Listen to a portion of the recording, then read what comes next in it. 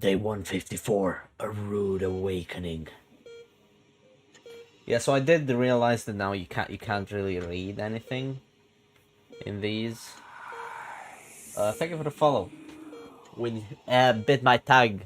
Fuck. See what you made me do? God damn it. Alright, yeah. So I realized that you can't see shit here when I read this, so maybe I put it down here, maybe? Does this work? Should work, right? And then we'll put the instant code like here. You know what, we'll put the instant code over the chat. Right? That's bad. Let's go, just put, yeah, we'll just put it here. It's fine. Did I lose viewers? No, I want to finish this one properly. That's 3 months. Not a lot to lose, you know, not a lot to lose here.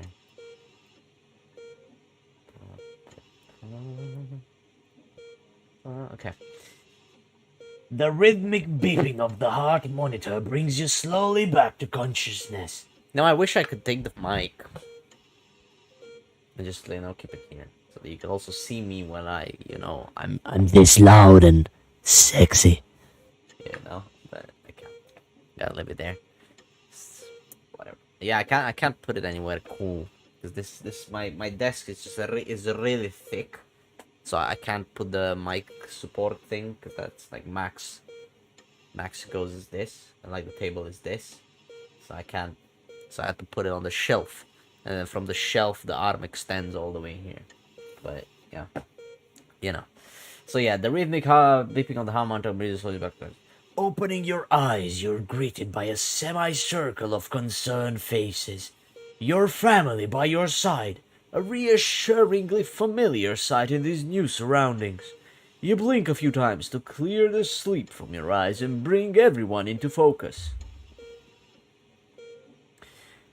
Looking up, Sam's face is a mixture of concern and frustration. Things haven't been great between you two lately, and Chris hasn't been helping things. Chris.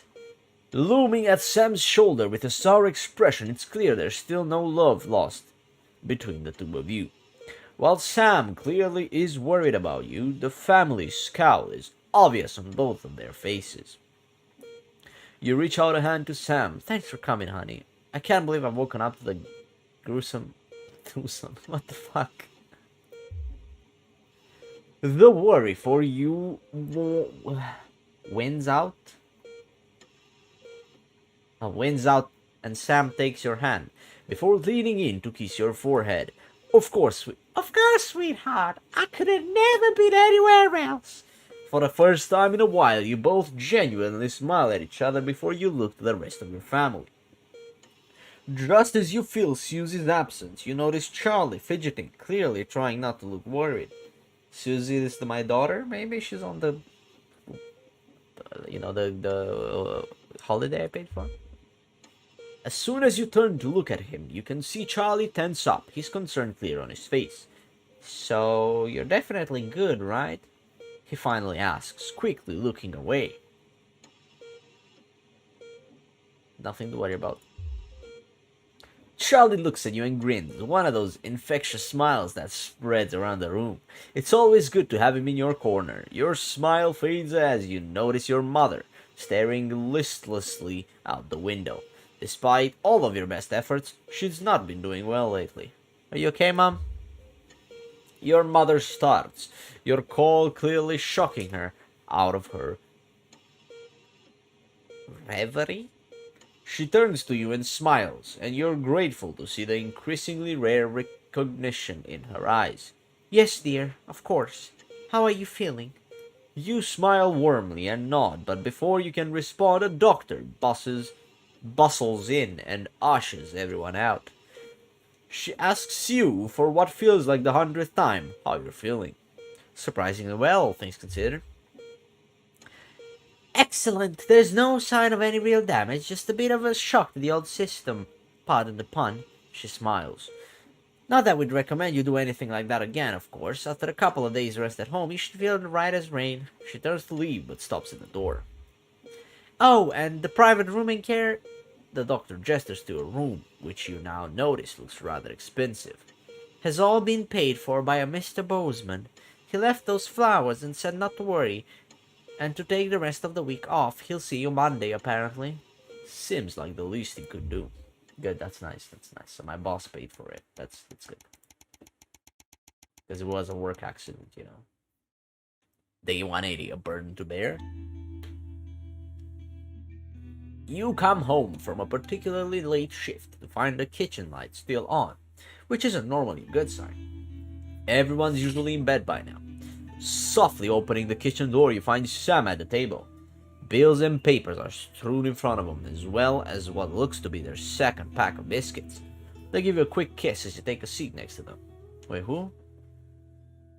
Sam. It just says Sam. Oh, it's them as in... okay. Sam frowns and goes back to the bill they're holding. Hey, sweetheart. Just looking at the numbers again. They look at the door to the pantry, now converted into your mother's bedroom. We've been doing our best, but I think Cassandra really needs a nurse to look after her now. Suddenly, the bills are all you can see. Fortunately, with the money that's been coming in and what you've been able to save, we've got more than enough to keep going. With Susie home to help out, the nurse would only need to be part-time anyway. Sam smiles at you. I know things have been difficult, and the daily care won't be cheap, but she's your mother. We have to really, don't we? Mother Bean has a long way. It's time to consider the other option. No, that's we have money. Okay, we can afford that. The sword of Damocles. Shh. A word. At least for the moment. You grab the paper and stuff them into a drawer. It's such a relief to not have to worry about it anymore. Or so you told Sam. Hours later, you're still awake, staring at the ceiling, thinking, how long will the money last?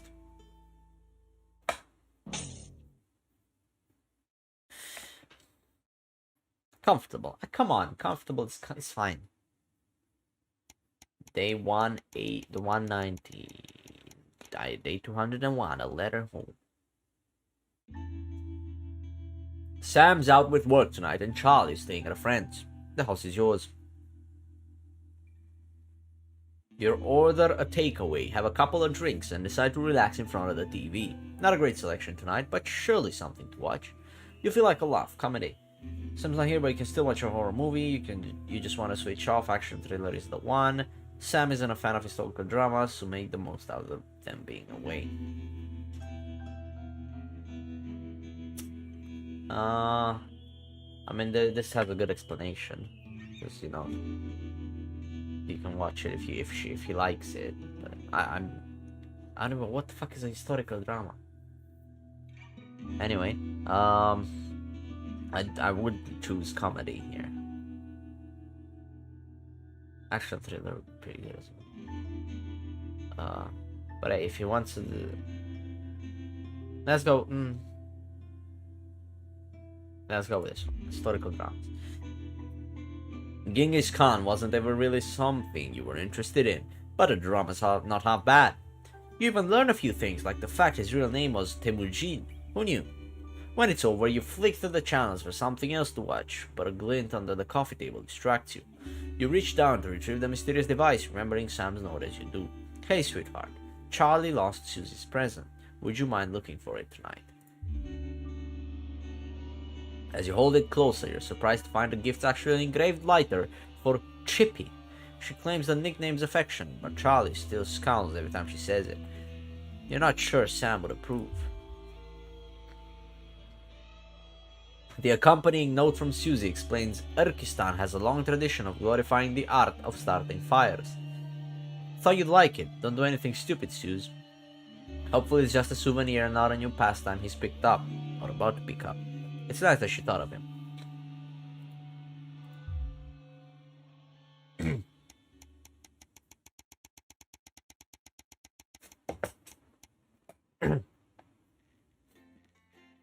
Oh, we're back in the office.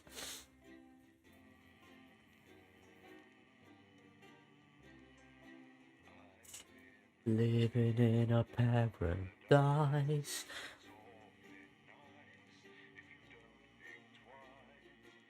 I've been living in a paradise.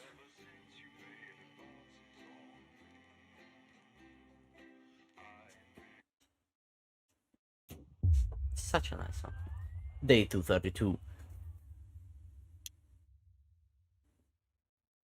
Get it? Ah! Okay. Power up everything. Bam, bam, bam, bam, bam, bam. I want her fired today, now. Crazy Neil, always a good one. Pack up your weapons of optical destruction and get out. Must be played, okay. I mean it, Kath. Stay where you are, Kath. Jenny, this is not Jenny's decision, Jeremy. All yours. Sports board. What does this ad player is broken? His wife's casserole dish at our dinner next week. Jenny. Oh boy. I'm sorry, Kath, you're gonna have to leave. That's gonna be a big problem in a bit. Letting it go to your head. What is She this? really blinded me. Oh, I okay. thought you were part of a team these days. Okay. Jeremy, you know that. I'm ready. Stop being so high and mighty and do your job. You'll have me fired too. Don't tempt me. Good evening. I'm Megan Wolf. And I'm Jeremy Dawson. Our main headlines tonight. The establishment strikes back. The World Council has agreed today to impose punitive sanctions on the people of this country. The sanctions, which are broad-ranging, include restrictions on the supply of oil and gas, food, clothing, and even some medicines. But how should we react? We asked the public. What do you think about all these sanctions? I doubt it make a lot of difference, Pet. I've lived through 2 world wars and I smoke 40 a day. And if that ain't killed me, I doubt this will. 40 a day. Thanks, Patrick. Fascinating stuff. Popular Prime Minister Julia Salisbury has released a reassuringly brave statement in response to the World Council's controversial announcement. This international declaration is nothing short of outrageous. We are a democratically elected government with massive popular support. We do not Can you see that? You recognise can these kind of see that. sanctions. And we encourage other socially progressive nations of the world to both resist and ignore them. Advance have struck fear into the heart of the international community by showing that it is possible to have radical change for the betterment of the many. And whilst I wish we could improve other countries as much as we have our own, we do not rely on the help of others to thrive. This country is entirely self-sufficient. We are a team, now more than ever. And this team is on your side. Thank you. Thank you. You don't really need to see that, so But doesn't what matter. do you, the public, think of our government's stance? Robin Short found out. Robin Short found out. Hi there, Robin Short, National Nightly News. I was wondering if I could get your thoughts on the current government. I'm not really very interested in politics, really. As Mother always said, leave politics to the politicians, Malcolm. Over to you, fellas. Global mega corporation Remington's Fist today announced that trials have successfully completed on their groundbreaking male contraceptive product, Responsibility. The drug has been passed by the government for general release, but the small print warns that, in rare cases, side effects can include blurred vision, enlarged genitalia, and increased risk of stroke. No double entendre intended. But what do you, the public, think of Sophia Remington's latest venture? Patrick? Sure, let's go with happy. So what are your feelings on the new contraceptive pill? I think it's a great idea. A big step forward for equality. Sophia Remington is the best thing that has ever happened to that company. The delicate sound of thunder. A frightening start for commuters this morning, who were confronted by a somewhat sinister sight as they left their trains. Many travellers reported feeling intimidated by the silent figures who stood motionless outside every major station in the capital. Radical extremist group Disrupt, who organised the show of strength, refused to comment on the meaning of the strange protest. Or to apologise to this presenter for making him drop his morning bagel in surprise. But how do we feel about these somewhat radical extremists and their upsetting methods? Robin found out. Do you have any feelings about Disrupt? It's all a bit noisy for me, really. As Mother always said, leave the rebelling to the rebels, Malcolm. Feast or famine. Resourceful doctors David Wong and Ingrid Swansborg and Morgansford today announced their first successful harvest in Dante's Taint. Although they can currently only grow a few fungal strains, the scientists seem to be staying positive, as the following picture shows. The undauntable scientists chose to try and survive in the cave system while the complex rescue operation inches forward up here on dry land. Let's hope they like stroganoff. But with Advance planning to spend an eye-watering amount of public money on the rescue craft, we asked Patrick Bannon to find out what we should all be thinking about the accelerating costs. What are your thoughts on the costs of the rescue? Oh my God, Patrick Bannon, wash your mouth out with soap. You can't put a value on human life. You have to spend whatever it takes, because one day you might be trapped in an underwater cave system and you would want exactly the same. I don't think so, actually, because for legal reasons, we're actually not allowed within 31 yards of the coastline. I am not a number. Applications finally opened today for the new Advanced Team membership cards, a scheme by the government to allow fast access to all the new public services being introduced daily. The team membership cards are entirely voluntary, but will be recognised as legal identification by all major organisations, including the police, banks and, rightfully, pubs and bars. And of course, there's no charge, Jeremy. It all seems too good to be true. Well, you've always been a cynic. But most importantly, what should you, the public, think about the new team membership cards? Team membership cards? I don't really join things as a rule. As Mother always said, membership is mostly for unmentionables, Malcolm. And finally tonight, back of the net, popular sports personality Johnny Hamsleeves and his fiancée Tiffany Lamore was spotted out today doing a little shopping. Oh boy. Many are already calling the greatest wedding ever. We can only assume that Tiffany's latest show, My Teenage Secretions, has sold better than expected, as by the looks of things, the whole affair's about to become more expensive than Lil C's shoe collection. I don't know who that is. But what should your opinion be of this extravagant display of wealth? Disgusting. Wise words there. Later tonight, in a bit of a switcheroo, it'll be Jeremy in the culture chair, spitting rhymes with popular rapper Jay Zus. And then we'll both be chatting with a familiar team of thespians set to take the nation by storm again. That's all coming up on tonight's National Nightly News.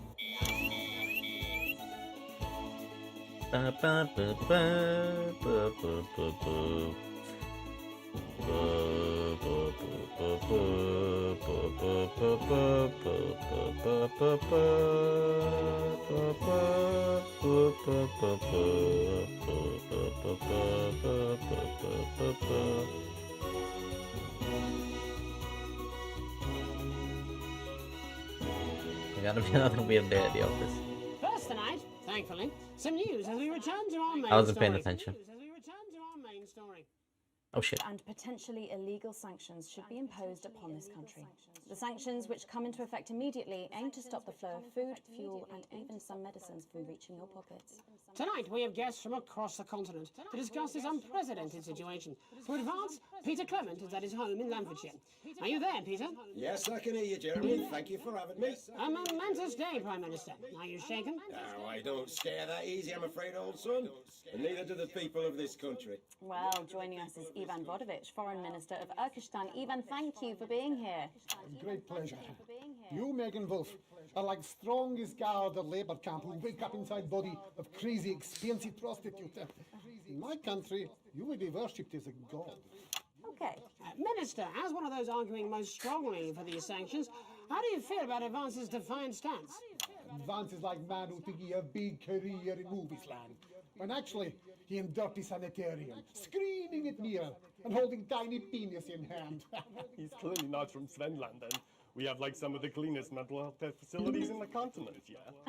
And welcome to Svenland's Minister of Mojo, Björk.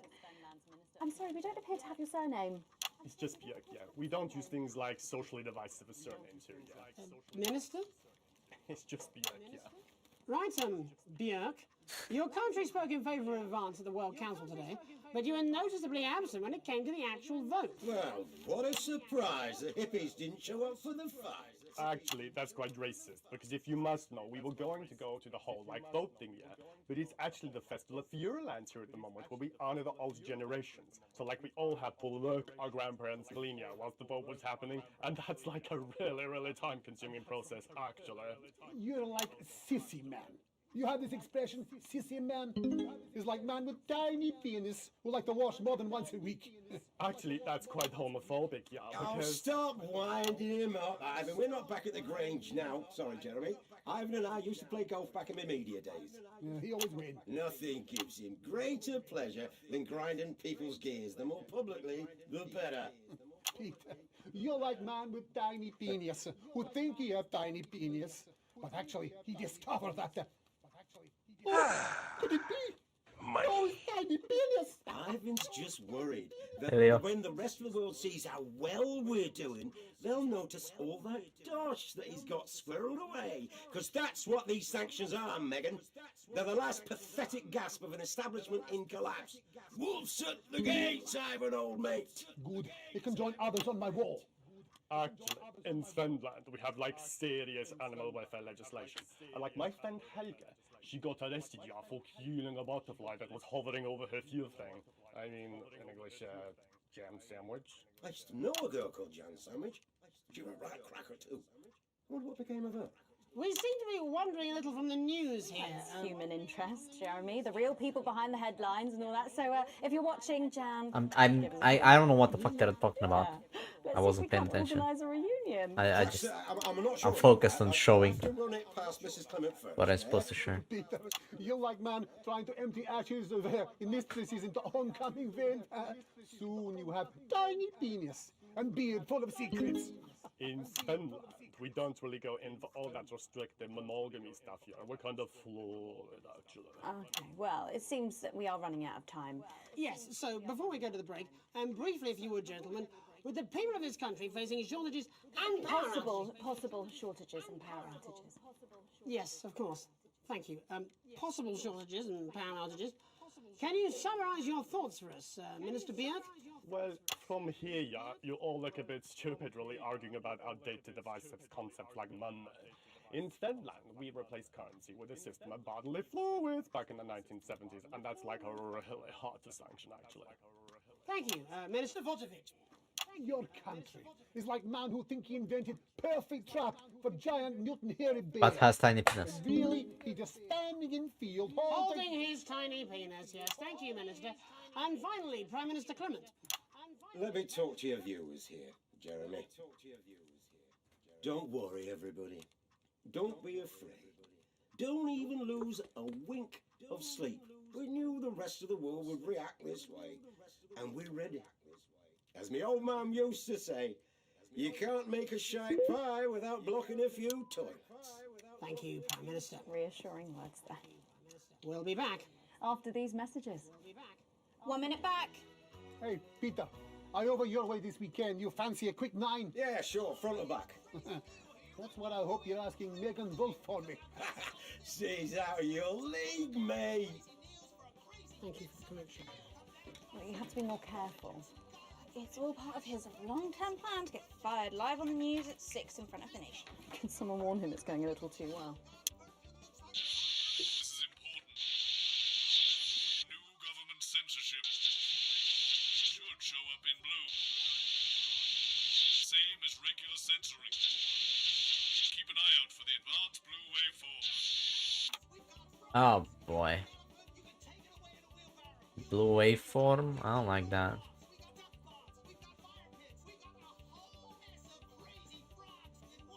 Are you still meant to bow to foreign royalty? What? Should I just like curtsy? Hang on. Have they given you the Crown Prince report? What? Megan? This is Jeremy, and he'll be interviewing you. Well, thanks for having me on your show, man.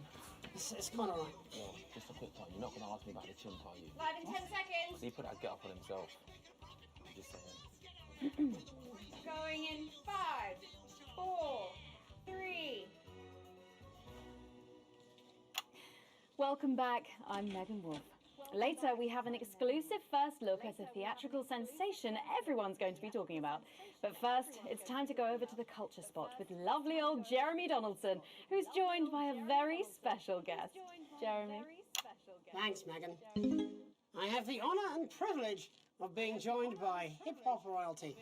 He's been called the son of the streets and the father of truth. Not sure how that works, but whatever. Let's welcome Jesus! Thanks, Jeremy. Yeah, it's a real honour to be here on your show, The News. You know, as a kid on the streets, I used to watch you through a window of the shop, so to be here right now is crazy. You've had quite the journey to be here today. Can you tell us about it? Well, you know, I try not to, well, you know, the past is the past, and I don't like to dwell on it. I understand. But yeah, man, the streets is all I remember. Like, my mother donated me to a charity shop soon after I was born. Elderly lady took pity on me. You know, she let me sleep on a pile of crime fiction until I taught myself how to walk. Wow, that's quite the childhood. And she died tragically. Right there in my arms, man. What? You know, I remember a tear falling as she laid there next to the used homeware. And in that moment, I became a child of the streets. I was just 18 months old. What a tale. What a tale. You're known for your direct and honest lyrics. Was your style informed by your troubled past? Oh, like I said, I try not to talk about it. It's just it's just too hard. Of course. But my first album is about the story of the first 4 times I stole, so I wouldn't starve. A small group of infants came to see me as their de facto leader. They call me Mr. Cheese Slice. Anyway, we were like a family. So it would seem. Recently, you've been quite outspoken about the government. Yeah, fuck the government. Fuck Advance. Fuck Peter Clement. What is it that you object to so vehemently? Well, you know, they stole from us. They're taking our money and spending it, man. Redistributing it. Actually, homelessness has been all but eliminated in the last couple of months. So? Surely that's a cause close to your heart? Yeah, nah, of course, man. Very much so. I just mean, like, why do I have to pay for it, you know? You don't. People have been rehoused on property seized from the historically wealthy. And that couldn't have been you, could it? But yeah, I worked hard to be here. I built this from nothing, and I deserve to be rewarded for that. Would you say you worked harder than, say, a farmer or a care worker? I don't know. But if people are taking something from my music, choose to value it, buy it, who's to say I don't? And no one can take that away from me. Not even to help, say, vulnerable children? Mr. Cheese Slice. What is it you're trying to say? I just don't understand where you've placed yourself politically. I mean, is it ideological or is it tactical? Well, it's more of Or like... maybe it's hereditary. Stop trying to tie me in knots with your words, Jeremy. I let the music speak for itself. And the people agree with me. Well, that remains to be seen. But you have given me a very easy segue out of a conversation that I promise you was much more painful for me than it was for you. So here he is with his hit song, Mrs. Ludlow's Tears. Oh no, I'm going to do something a little different. It's a new single I've been working on. Oh, so this is unapproved, is it? Yeah. You love it? Excellent. Don't worry, we've got a state-of-the-art censorship system. What's the worst that could happen? Oh no. So here he is with a new song. Aren't we lucky? It's Jesus! First, you're gonna pay up. You're gonna pay back.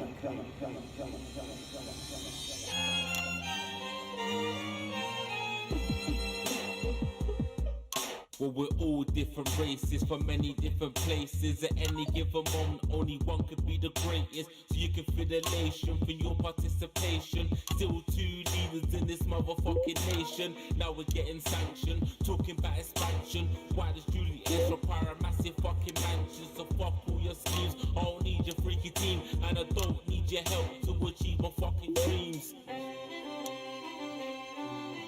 Fuck me. This is not easy. So don't make a fuss when you find you're one of us. Yeah, every single one of you's a bit Jesus. And you can call me crazy, cause no one ever pays me. But I won't waste a lifetime being motherfucking lazy. I may be inventive, my taste may be expensive, but why would I get out of bed with no fucking incentive? Although it's contravention of your obvious intention, I like to eat a little of the fruits of my invention. You make us the same, but we're not all the same. All our dreams, all our schemes, all our means are not the same. The best of the praise of the crest of the wave, cause we're only equal people when we're motherfucking slaves. Take this fact, gonna stain it red, gonna slam it into Peter Clemens' motherfucking head, cause he's thick as shit, he's got a job he's unfit for. It's time to storm the castle with a motherfucking pitchfork.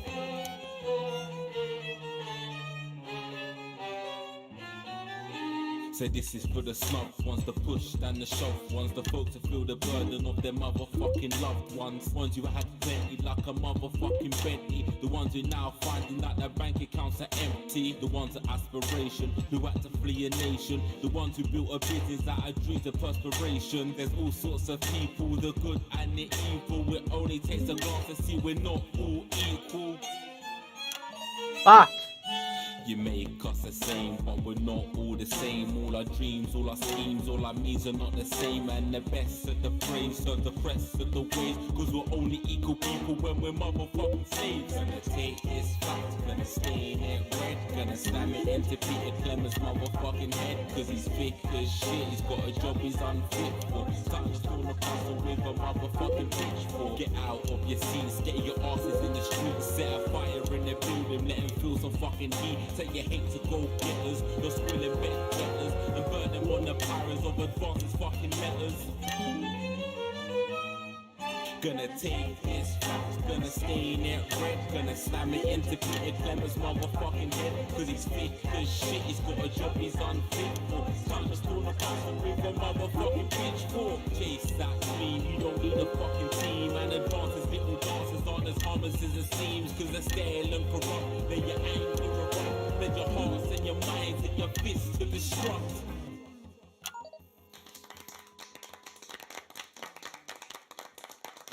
What is the X numbers thingy? So that's like, it's like, you know, the vibe. So if I switch in the proper, you know, with the beat and stuff, I get more points, or like entertainment, you know. I may not agree with you, but I'd just like to offer you an apology. I've just been told that there was some kind of issue upstairs, and an attempt was made to censor some of your lyrics. What? Are you joking? I'd just like to say to you and everyone at home that this was a mistake. This is absolutely ridiculous. I cannot believe this. Here at the National Nightly News, we pride ourselves on remaining neutral, unbiased, and independent of any outside interference. You have my word. We will never censor ideas. Back to you, Megan. Well, a bit of dangerous language there, sorry about that. Well, thank you to little Jeremy Donaldson for providing our culture spot. Coming up, we'll be speaking to a couple of familiar faces about their upcoming dramatic outing. Well, the guy on that phone told me to. After this. That's the ad. Jenny, this is fucking outrageous! Thank you so much. If you could just come with me. No, this is ridiculous. Who do I complain to? This is just a mix-up, I'm sure. Now, if you come with me, I really do have to ask Oh, you to trust leave. me. My father's going to hear about this. I understand. This is unbelievable, Megan! Now, the guy on the phone told me to censor the blue as well. Like, what am I supposed to do, you know? So I listen to the guy on the phone. Just a reminder, fixing that old VCR. Drop in a new tape. Last ad break. Yeah, sure. I did it.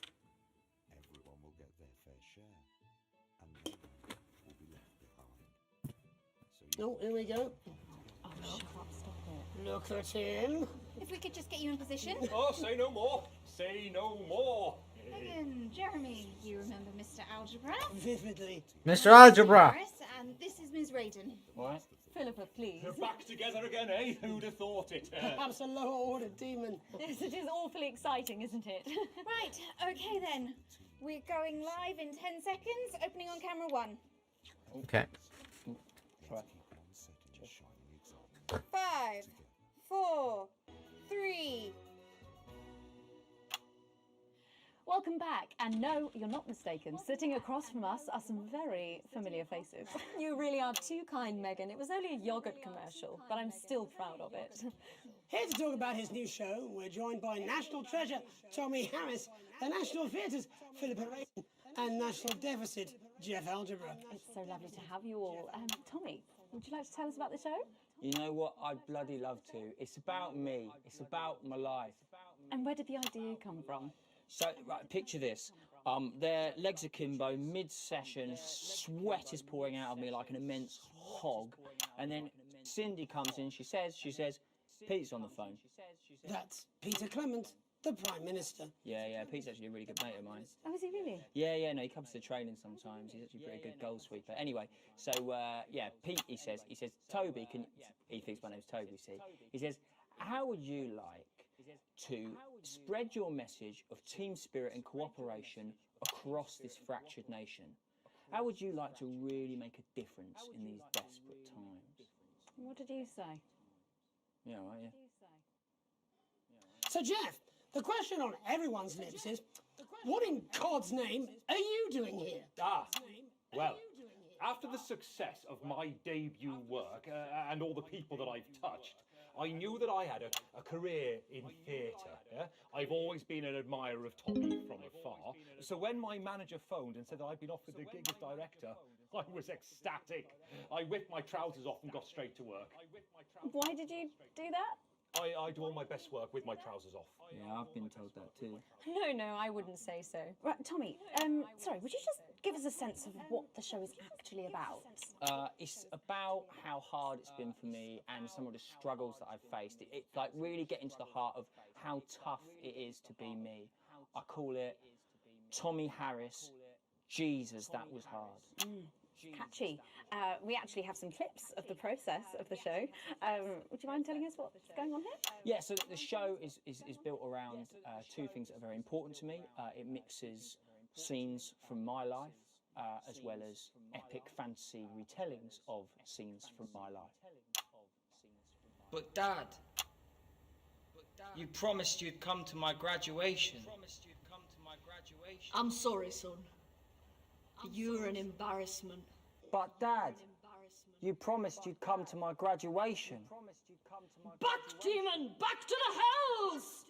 Back to the hells! Philippa, what's it been like co-starring with Tommy Harris?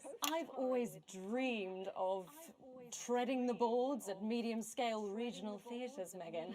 And for once, this show really gives me something to sink my teeth into. What's different about this show, then? Tommy, Mr. Harris's show really lets me show my tremendous range as an actor. I've always suffered from typecasting, forced to play the same tired characters in every god-awful yogurt advert or godforsaken soap opera or, God forbid, a pantomime. But, you know, this show has really let me just go there. Jeff, the viewers at home will be dying to know exactly what is it that you bring to the show? Good question. I think these guys would agree with me when I say that it's my steady hand on the tiller, my arm round the shoulder approach that's really brought the production from strength to strength. Absolutely right. Jeff's contributions are immeasurable. He was our rock. Can you give us a sneak peek of anything else that might be in the show? Yeah, all sorts, yeah. Yeah. We've got lots of exclusive first-hand experiences of Tommy's time in the underground sports board scene. And some epic fantasy retellings of Tommy's time in the underground sports board scene. Everything is so confusing. You'll never take the sacred path! And am I right in saying this was officially commissioned by the government? Yeah, all paid for by the taxpayer, which, you know, to be honest, was actually a lifesaver, really. Yeah, I think it's fair to say that without Advance's support, we'd have had to cut the finale. Yeah. Which frankly would have been a travesty. Oh God, Jesus Christ! It's a dragon. You do this every night? Absolutely. It's a metaphor. For what? Death. And the public are footing the bill, are they? Too bloody right they are. Between the cost of my tour bus and the dry cleaning of my ties, I'm barely scraping a profit here. Amazing. And where can the folks at home come and see this for themselves? We're performing all over the nation. And people can see it for absolutely free, all courtesy of Advance. Isn't that incredible, Jeremy? Yes, it's unbelievable. Well, thank you all so much for coming. Next time we see you, no doubt you'll have taken our jobs. That's all we have time for tonight. Join us tomorrow when I'll be interviewing the world's most attractive horse. I'm Jeremy Donaldson. And I'm Megan Wolf. And from all of us here, have a peaceful night. That's the ads. Let's get reset for tomorrow, please. Hey, we must stop bumping into each other like this, eh? Max viewers, yeah. Oh. I'm popping off, mate. I'm great at this. This is my job, you know? Boom, baby. I'm a god at this. Look at that. B8 plus 8. Why did I get a B? Look, people are going up. All offensive which censor and offense-free show. An exceedingly poor edit. That's a bad thing, isn't it? Is my English just bad? An exceedingly poor. That means very bad, right?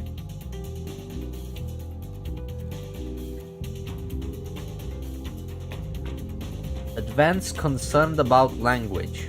Why? I censored everything. Yeah, bad at it. What do you mean bad at it? I don't know what I'm doing bad at. I've received a small bonus as well. Look at that. Things are looking up. Shares are going. Can I invest in this PC? I want to invest in PCs. Our advance is going up. The people that are what are they called? That are going up. And channel 1 is loved. It's just loved. Mamma mia. Alright. Alright, let's go. Let's keep it moving, baby.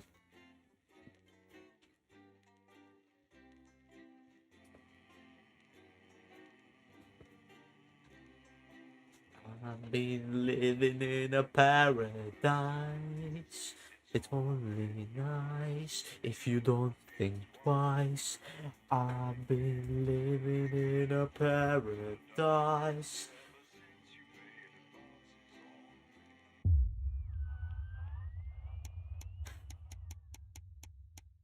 Day 242, Leatherworth climbing.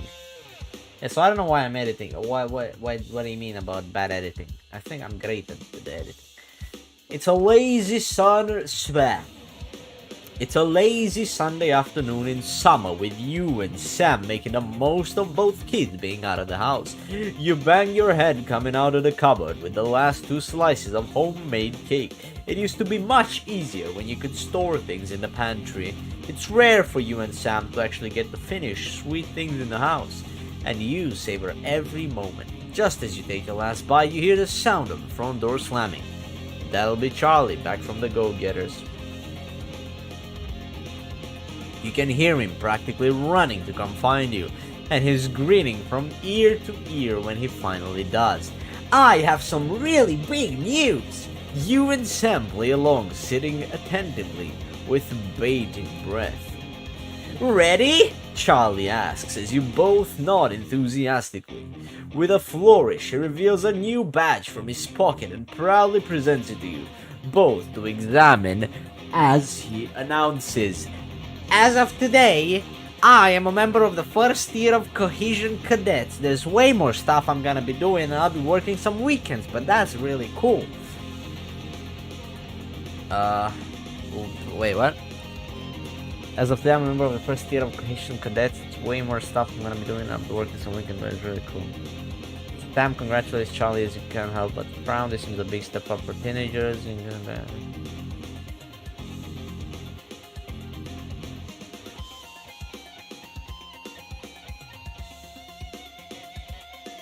Sure. Lemon pin. Oh boy. Skipping a lot of days. A sign of things to come. Shopping, something that always seemed so tedious before the sanctions, has become even more of a chore now. You managed to get almost everything you need for the family this evening, but you'll have to come back tomorrow to get through the week. There's a queue to leave the car park, though it's hard to make it out why in the dark. Hopefully whatever's causing it won't be long.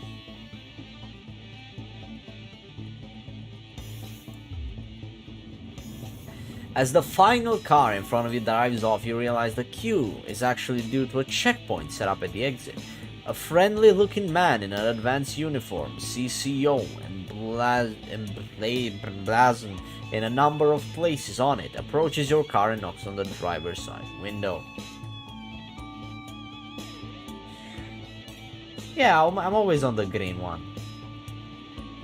Yeah, I know that. Yeah, you roll it down. Good evening, nothing to worry about. I was just wondering if I could see your team membership card, please. Didn't Sam sign you both up for yours a few weeks back? You rummage in the glove box and eventually produce your card. Yep, that's all great, thanks. Don't forget to keep an eye out for the new team lottery starting up soon. Loads of great benefits to be won. You have a nice day now. The man is all smiles as he pats the bonnet of your car and waves you off. So... are these cards mandatory now? I've been living in a paradise. An invitation worth ignoring. It's a Saturday, one of your few days off, and you've made the most of it. But as late afternoon draws on, the invitation sits pinned to the fridge, start staring accusingly at you. The Channel 1 Gala is a mandatory work event. Bozeman was very quick to tell you. Also, don't you dare be late.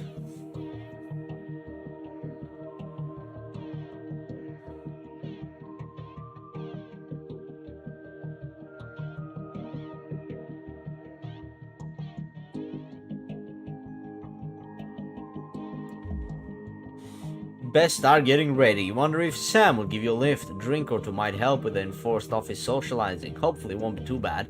After all, you're pretty good at your job, right? I've been living in a paradise. You arrive on time, barely at the Sauvignon, one of the oldest and grandest hotels in the capital. You're surprised to see a queue to get in and quickly realize it's because people are being searched at the door by some very military-looking personnel in smart attire. While you're waiting, you can't help but notice just how very opulent the building is, possibly the fanciest place you've been to in your life. You submit to being patted down and with a sigh of relief are led into the hotel. Once inside, you're directed to the grand ballroom. Following the signs, you marvel at the sheer scale of the place and the amount of armed security guards. When you finally arrive, a very severe-looking woman at the door asks for your name. I'm Alex Winston. She curtly checks her list before whispering something to the waiter beside her. You've made it just in time to be seated before dinner. Please follow Emmanuel here to your table. The waiter smiles at you and opens one of the great double doors, gesturing for you to enter. Immediately, you can see why it's called the Grand Ballroom. You pause for a second to take it all in. You feel a slight tap on your arm and Emmanuel gestures for you to follow him. He seats you at a table in the central floor area with a decent view of the stage. Clearly, you're in Bozeman's good books at the moment. You're sat with some colleagues you've seen around the Channel 1 offices before, but don't know that well. One of them informs you, far too excitedly, it's a very corporate evening of awards and speeches. At least the food should be good. The dinner is indeed lovely, and with the help of the no doubt very expensive wine, the conversation flows easily enough. In fact, much to your surprise, you're actually presented with an award for Best Newcomer to the Channel 1 family. Well, this was unexpected. As you walk up to collect it, you recognize the presenter and Dr. Adrian Atkinson Blimey of Insys fame. He thanks Advance for sponsoring this year's gala before specifically thanking Prime Ministers Julia Salisbury and Peter Clement for being in attendance tonight. As you take to the stage, you see the frontmost central table does indeed sit the Prime Ministers, as well as Bozeman, Meghan, and some other very well-to-do types that you don't recognize. That explains all the security. As you're handed the award, Dr. Atkinson Blimey asks if you'd like to say a few words. You're a little nervous and spot out some quick praise for advancing Channel 1. You make a joke, thanking Dave for fleeing the country and leaving him his job. Sure, praise. Yeah. As you thank Advance, applause breaks out around the room. Both Peter and Julia stand up to magnanimously accept it before saying the night's not about them, but thanks all the same. As you head back to your seat, you see Bozeman nodding at you with a satisfied smile on his flushed face. Clearly, that was the right speech. Ugh. Give me a second here.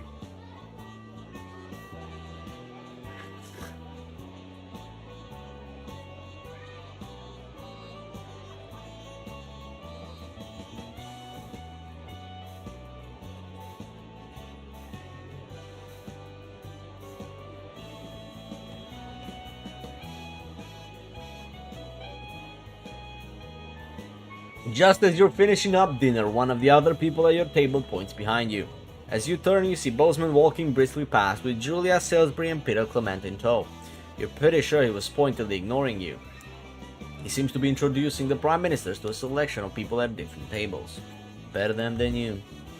You finish off the rest of the meal, listen to the last few speeches, and then head home. All in all, it was a surprisingly nice evening. You might actually look forward to the next one, providing Bozeman invites you to that one, of course. Okay. All good. Oh, yeah, baby. Oh my God, let's go. I'm ready for this. Yeah.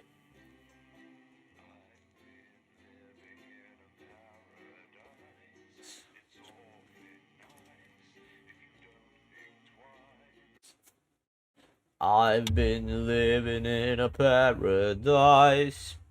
Okay. The Heatwave. Oh boy. This is where we're gonna need the fan.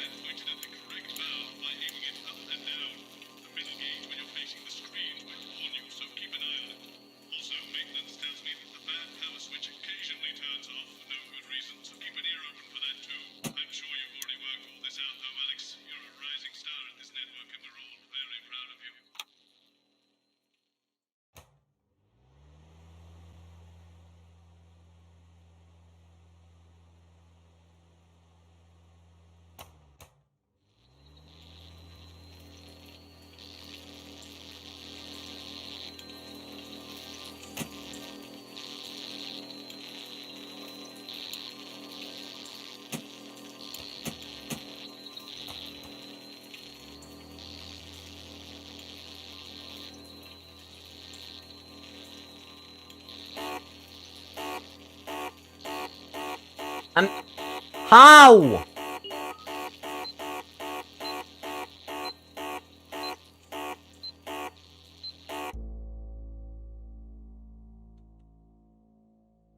I don't know how to point it up.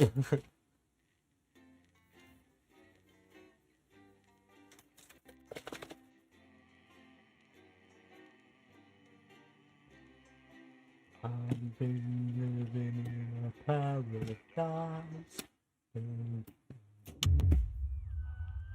What do you mean segment 1? What?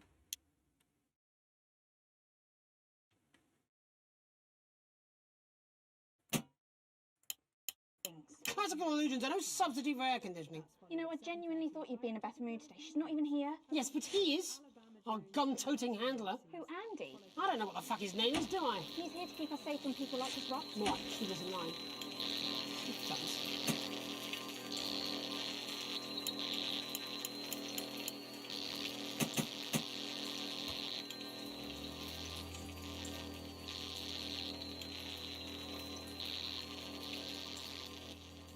Oh, there you go. The World Council today established a military blockade to enforce the... Okay, let's try again, because now I figured it out. Fuck me.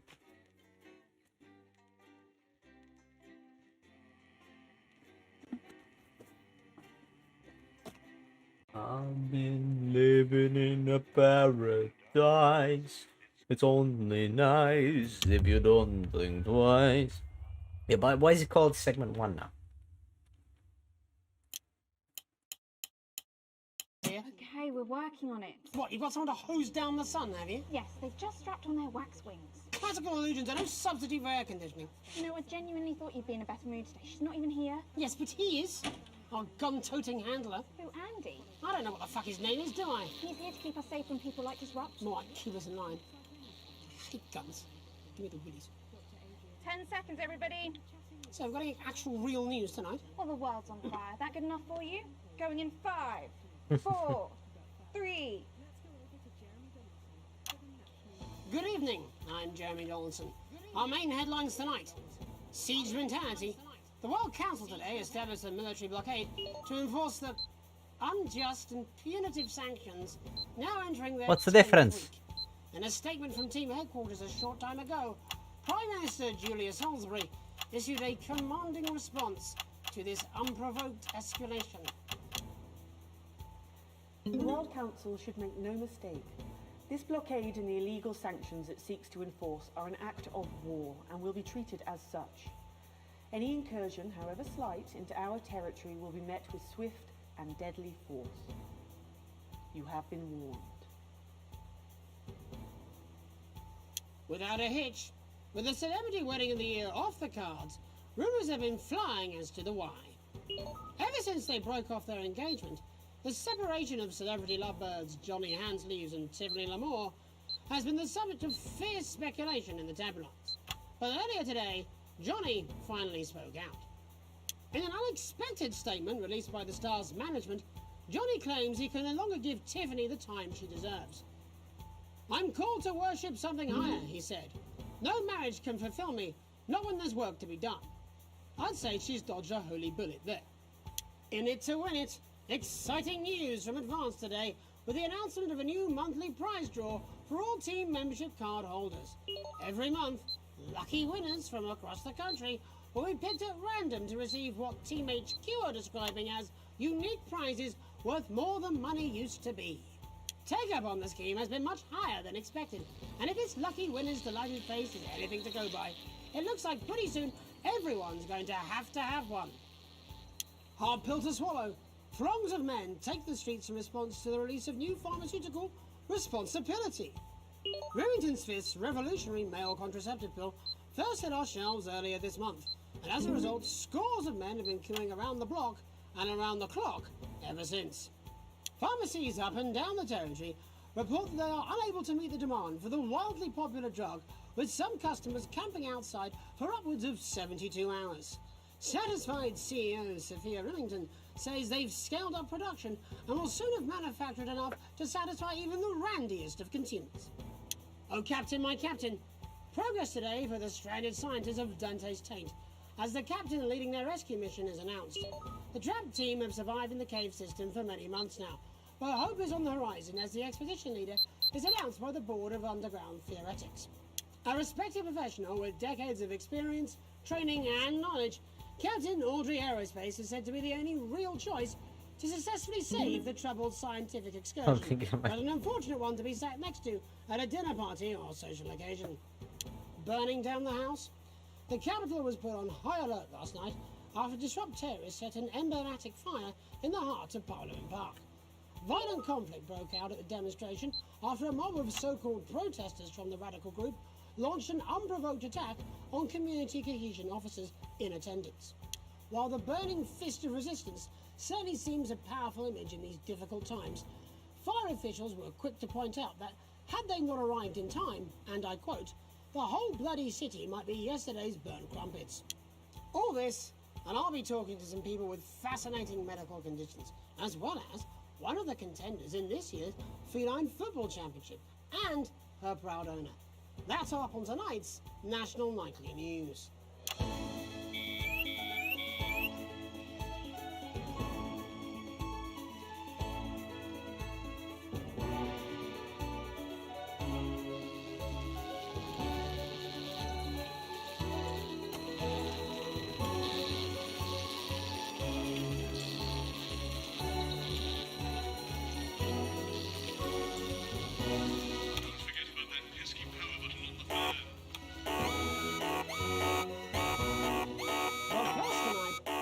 of correspondence has been dispatched to every corner of the country to see how the people of this great nation of ours are coping with this unprecedented hot weather.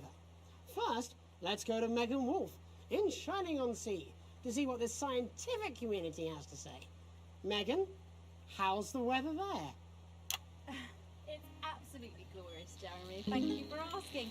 I'm here with Dr. Anna Burns at the University of Princeton. Are you enjoying the weather as much as I am? Oh, yes, it's wonderful, isn't it? My eyelids are sweating. And you're part of a team carrying out a study into just what's causing this unbelievable heat, is that right? I just had a lot to do there. Kind of lost a lot of viewers. Once and for all that there's absolutely nothing to worry about, and that they can enjoy their sunstroke and fossil fuels in peace. You sound very confident about that. Oh, very much so. I can say without any hesitation, there's really no cause for any concern here. I've actually left my car running. So tell us about this experiment. Well, we take data from weather stations from all over the world, along with atmospheric samples, and we take all that and we feed it into this state-of-the-art computer, and very soon we'll be getting a high-tech readout of the results. Blimey, that sounds very fancy. I should just say, none of this would be possible without the generous support of Remington's Fist. This is all thanks to their unrivaled investment in our future, and may I just say, complimentary personal anecdotes. Oh, here we go. And, as expected, everything is absolutely fucked. Hang on. This can't be right. Right, but obviously you said a second ago that everything is absolutely fine, so... Well, actually, under concern level, it just says, why, God, why? We should be celebrating these wonderful results, I think. Yeah? We need to evolve gills within 40 years. You look thirsty. Here it just says, shit. Look at you. This is meant to be a celebration. Can't go around looking like that. Shit. There you go, much better. Can I just say thank you again to Sophia Remington for providing all of this. Everyone, we don't have long. Time is running out. It's running out. Absolutely right. That is all we have time for. Abandon hope and return to the forest. There you are. Enjoy that. I'd like to thank Dr. Burns for just one opinion on the climate. The sea will reclaim us all. There you have it, Jeremy. Proof, if proof be need be, that everything is just fine. I'm Megan Wolf, here with science. Back to you. Megan Wolf there, attempting to do some actual news. Next, heads over to Robin Short, who's in Scritchford with some of the winners of this week's team membership lottery. Robin? Thanks, Jeremy. I'm here in Scritchford with Gary Failsafe, a janitor at the local school, and Amelia Jackhammer, an aspiring poet. Both of you were drawn at random from those who hold team membership cards to receive this week's amazing prize. How do you feel? Filled with fervent euphoria. Yeah, good, yeah. And all that we had to do was fill in a quick form or two. Wow, that sounds so convenient, but we're all dying to know. What have you won? That's right, Robin. I've won dinner with Julius Salisbury at one of the capital's top restaurants. Ooh, swanky. And I've been invited to Peter Clement's house to help him dredge the guttering. That's absolutely terrific. You must both be over the moon. I've written a poem about it. So, can you tell me about the moment when you first heard the news? Well, I was battling against a particularly difficult floater, probably one of the sixth formers, when the headmaster came and found me. I was involved in a similarly brutal conflict with a particularly arduous stanza. So you were both polishing turds? No, I don't like to polish them. I like to keep them intact for my collection. Oh. How unexpected. I don't polish turds. I write poetry. Potato, potato. So, Gary... Do you think Peter Clement's going to let me keep the contents of his downpipe? There's no harm in asking, I suppose. Or would you like to hear one? No, thank you. Gary, when you signed up for team membership, was it in hopes of winning the lottery, or were there other reasons? I like a flutter, of course, but no, the boss said I had to sign up to keep coming into school. Very sensible. It's important to know who we're trusting around our children. Oh, I have an unpublished book of sonnets about children. Perhaps you'd like to hear one. No! Or an anthology of haikus on the death of innocence. I'd rather hear about Gary's turd collection. Really? I thought you might say that. Oh. Are you all right? Yes.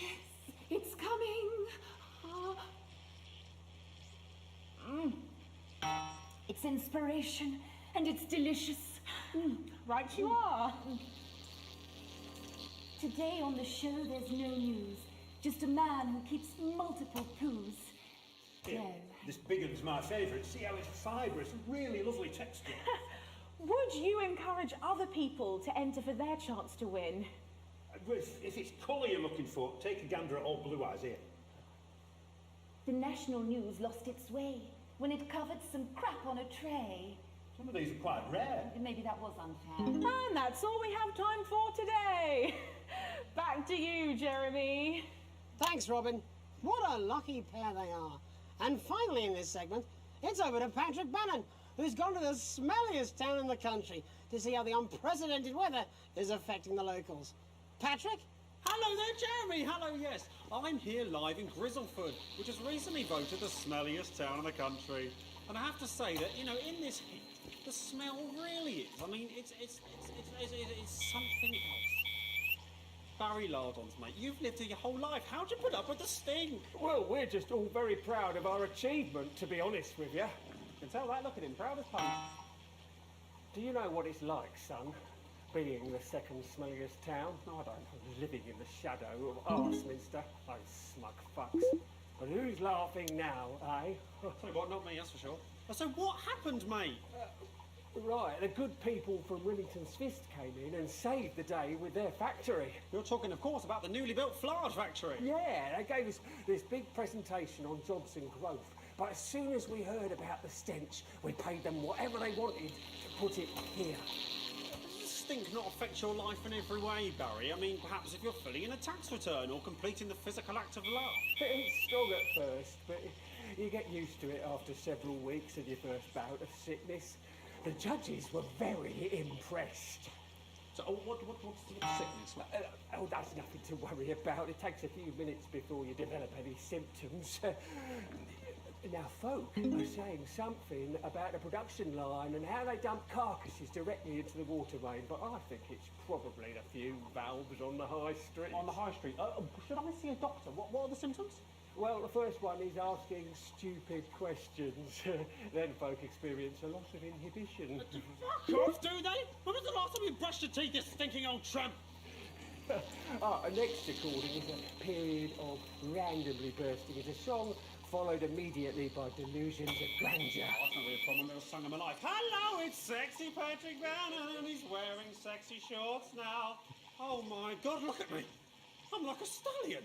I'm gorgeous. Why didn't you tell me? I should take my shirt off. You know what? I'll even let you touch me if you want. That'll be the bout of undeserved self-confidence. Love the Bannon. Feel the Bannon. Oh, man, what's the point? And the ennui. I don't like the sounds that are going on there. Now are the hallucinations and unconsciousness. Nana Dottie? Was that you? Why are you made out of elbows? You know I don't eat opinions. Oh, don't worry, folks. Once he wakes up, he'll be just fine. We'll just find a place to stick him where it won't matter how many times he evacuates his bowels. Right, that's all here from Grizzleford, a town that's really making a stink. I'm Barry Lardons. Back to you, Jeremy. Thanks, Barry. With a naval blockade being set up around our coastline as we speak, when we come back, called Stang. I'll be talking to 3 members of the general public who appear to be here purely for medical reasons. Don't go away. Unless, of course, you've got something better to do. We'll be back after these messages. 1 minute back. Well, that was stupid, even for you. I don't care. It's done. I am done. It's 200 fucking degrees in here, and I can't do this anymore. You say this every Friday. I've done something. What do you mean? Jeremy? My mic is still on.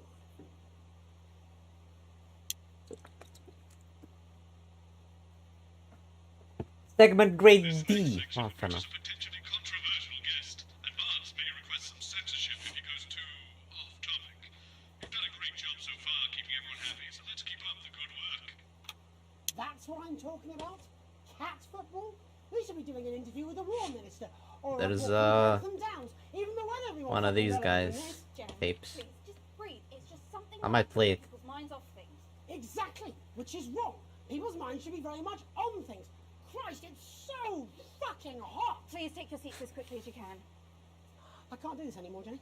I've had enough. That's it. This is just 10 seconds. Get over yourself, Jeremy. Why don't you stop feeling sorry for yourself for 5, 4, 3. Welcome back to the National Nightly News with me, your host, Jeremy Donaldson. Later, we'll be talking to the captain of the territory's first cat football team, Professor Pumpkin. But first, I'm joined by 3 guests with some balmy bodily behaviours. Joining me is a woman who's been hiccuping for over 9 months. Isn't that right, Miss Piercy? Yes, that's right. Oh, Jesus. Tell us, what brought 9 us months. on? Well, it's all a bit of a blur, Jeremy, to be totally frank with you. So I was watching your show and I remember seeing the news about the election, and it hasn't stopped since.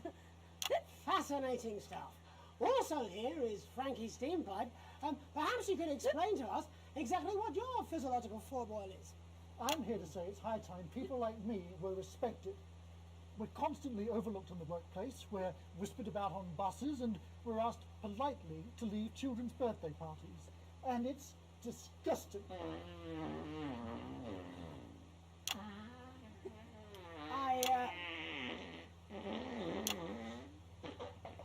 I'm sorry, my bowels have comic timing. And finally, I'm joined by a man who answers every question honestly, even when it isn't aimed at him.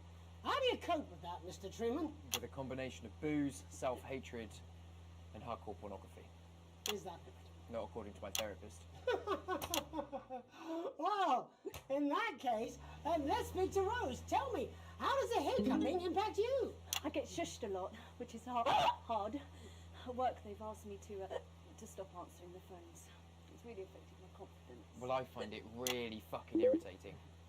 Do people tend to believe your story? Fuck no. Actually, I've been surprised at how much support I've received. And Frankie, why have you come here today? Because my wife left me, and I was hoping that the fame would win her back. We've started a group for people with ailments deemed broadly comical by society. It's called Take Us Seriously. That's right. And we bloody well mean it. And who's joined so far? A bunch of fucking losers. It's just us so far. And how much success have you had? Well, we've seen some real positive changes. I don't want to toot my own horn, but it's been a runaway success. Shit all. Not a single person come to our fun run, and all of our leaflets fell in the canal. Huh. Well, Miss Piercy, some people are saying your condition was actually caused by the shocking events of that night. What do you think? Come down, Mr. Donaldson, that's absolute rubbish. What it'd be like to have a pair of tits. Could you? I'm sorry, it's very hot. What was I thinking? That you're a teen fuck puppet? No. Or a sellout cunt? Boys, just a reminder that he can't help it. And hey, if this isn't live television, then what is it? Fuckfest of propaganda masquerading as journalism. Right, Frankie, Rose, tell us, how can the viewers get involved with your cause? Yes, we're holding a sponsored run in Capital Park next weekend. It's called the No Smiles 13 Miles. No, it's called the No Laugh Half. What did I say before the show? That it was the team pulling Jeremy Donaldson's strings. No, I didn't say. Oh, well, we say may that. have to end that there, unfortunately. What a harmless bit of fun. Steady on! This is exactly what I'm talking about. We demand respect. Yes, well, later, I'll be talking to Professor Pumpkin. A ginger tabby with a world-class pair of penalty paws. Is that really necessary? No, it isn't. Let go. Not you. Unhand him at once. Enough! That's enough! Enough! What are you doing? Trying not to piss myself. Alex, cut. Don't you dare! Don't you fucking dare cut to the ads before I tell you to. Now, you in the broadcast centre, Bozeman's little escape room, you listen to me. You cut to the ads before I tell you to, and I will kill every single person in this studio. I am thinking about what I'm doing. I've been thinking about it for a long time. We all should be. Christ, it's so fucking hot in here. Do you remember when we used to do the real news?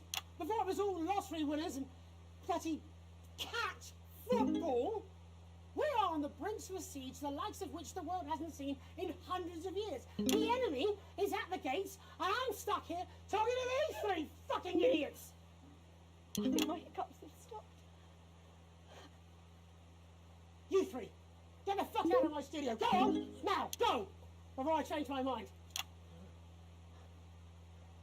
Jenny, lock the doors. Lock the doors. Yes, Jeremy. Now. Good. Yes. Now. Right then. You in the broadcast centre. Alex, you listen to me. You pay attention. Now, I'm sure you've already loaded up exactly what you're going to pay in the commercial, but today is going to be a little bit different. Look to your right. Yes, really. Look to your right. There is a VHS tape, and I want you to load it into one of the machines. And when I say so, and not before, you play it. You've got about 15 seconds, so I wouldn't waste any time. Now, all cameras. I assume you won't be playing that tape. This station does not negotiate with terrorists. I hope I've made myself clear. You seem to know what to do. Every single thing that comes out of this studio is either one-sided or, for now, we're going to show the other side for a bit. For a bit of fucking balance. Like the good old days. Alex, play the fucking tape. Now, I don't want to hurt any of you. If I see anything I don't like, I will not hesitate to start by killing this man. Now, reset the system for the third segment. Oh, Alex, you're going to get me in trouble with that. Let's hope you made the right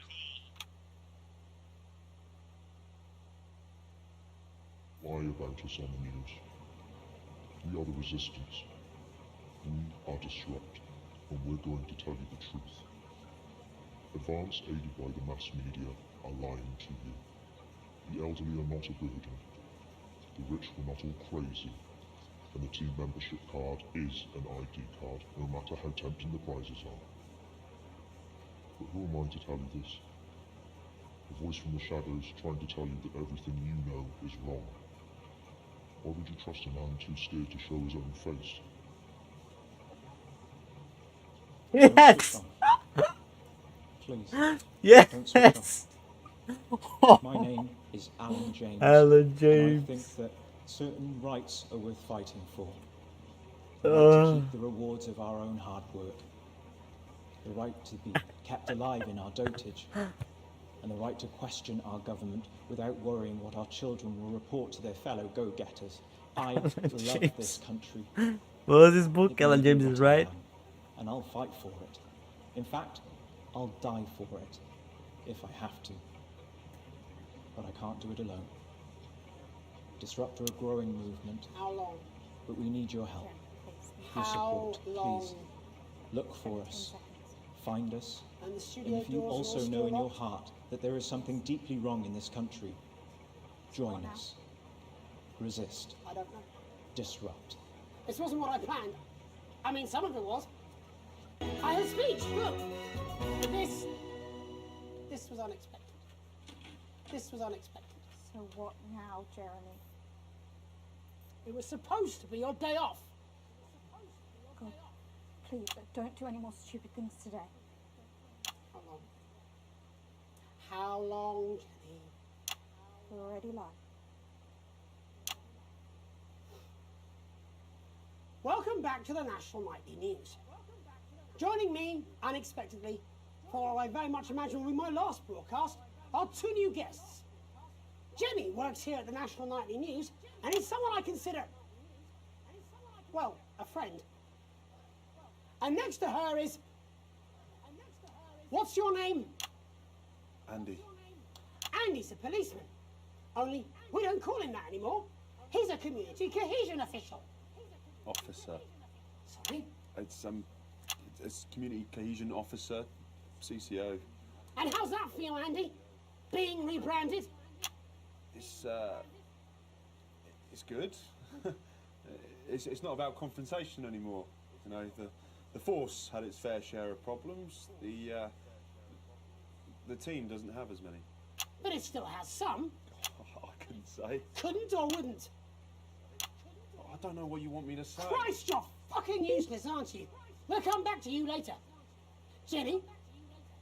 I don't want to be on the news, Jeremy.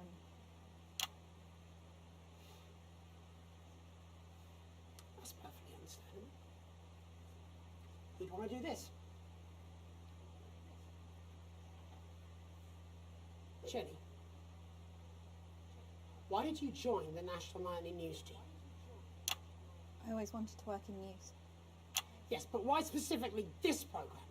The National Nightly News. It was the news everyone trusted. Was? Is. Do you really want to quibble semantics at gunpoint? Is there something else you'd rather discuss? Well, there is a great big Alan James-sized elephant in the room you seem to be ignoring. What do you mean? I saw your face when that hood came down. You didn't know, did you? It's about the message, not the messenger. Like I said, you didn't know. No. I didn't know. The people I met were with... He wasn't there. God, I didn't know it was Alan James. I'm sorry. But seriously. Alan fucking James. You're flushing your life down the toilet for... God, I love you, Jeremy, but... He's a good speaker. He's popular in the country. That right? Look, forget Alan James. There is still something deeply wrong. And you know it, Jenny. And you know it, Andy. And you at home, you know it too. Meanwhile, I'm interviewing a guest who stinks of shit. Patrick is paddling about in shit. And Robin is literally interviewing someone who collects the fucking stuff. I mean, it's not sophisticated, but what a metaphor. We are sleepwalking our way into oppression, and the news isn't saying anything. We're not saying anything. Says who? Alan fucking James. What are all those scientists working on at Grantham Downs? What are they testing underground at Altergrave? Andy, your turn. Make yourself fucking useful. How many people have you brought in for consultations just because they weren't carrying or didn't have team membership cards? Oh, well, there's other forms of identification that we will accept. For how long? We're just here to help. Then why do you need these? Not really help when it's offered at gunpoint, is it, Andy? Let me demonstrate it for you. Let me help you. You eat these cards with my notes on it, and you'll probably digest a fact. That'd be helpful, wouldn't it, Andy? Knowing a fact? What? I don't understand. Do you want my help, Yes, Andy? yes, whatever you say, yes. Security are here, Jeremy. Eat it. What? Eat the fucking news, Andy, or I'll force it down your fucking throat. Jeremy, stop. Go on. Really? Eat it. Eat it, you fucking bully. Jeremy, stop. They will kill you. Please, don't make me watch that.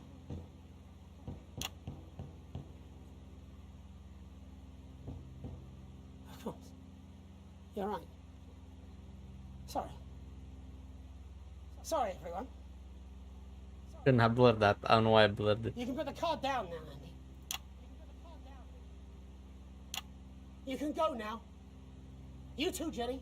Fuck off over there. When you're nearly done. All cameras on me.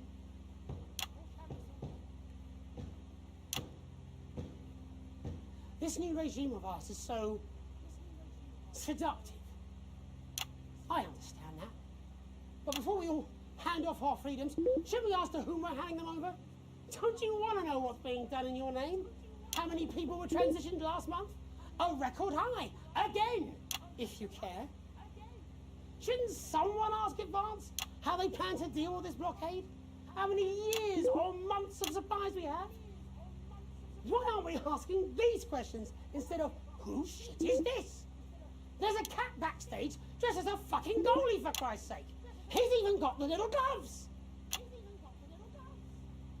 Anyway, that's why I arranged for you to see that broadcast in the last break.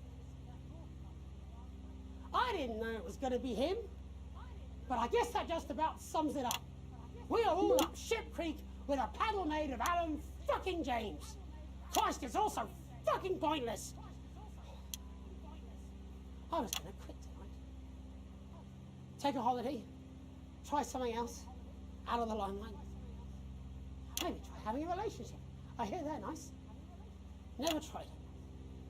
I loved the news. And now, well... God, Jeremy, don't! I've tried my best to be honest with you, but this just isn't the news anymore. And I'm sorry. I've lost this fight. Alex, think of the consequences. I've let you down. Please, we can't show this cut to the ads. My name's Jeremy Donaldson. Do it now! If you can. Somehow. I envy you if you can. Have a peaceful night. Jeremy! Woo!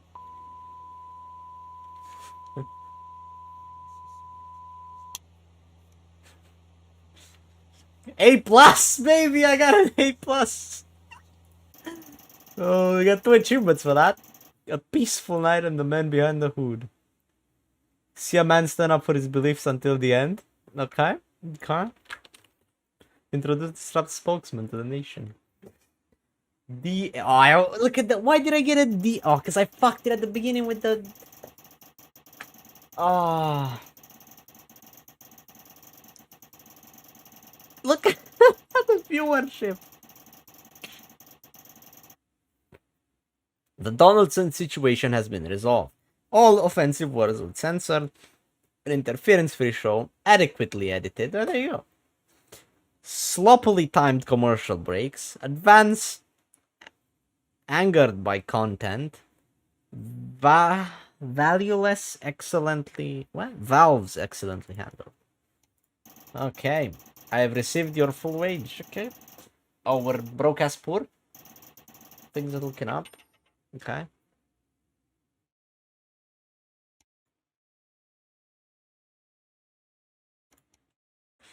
Huh.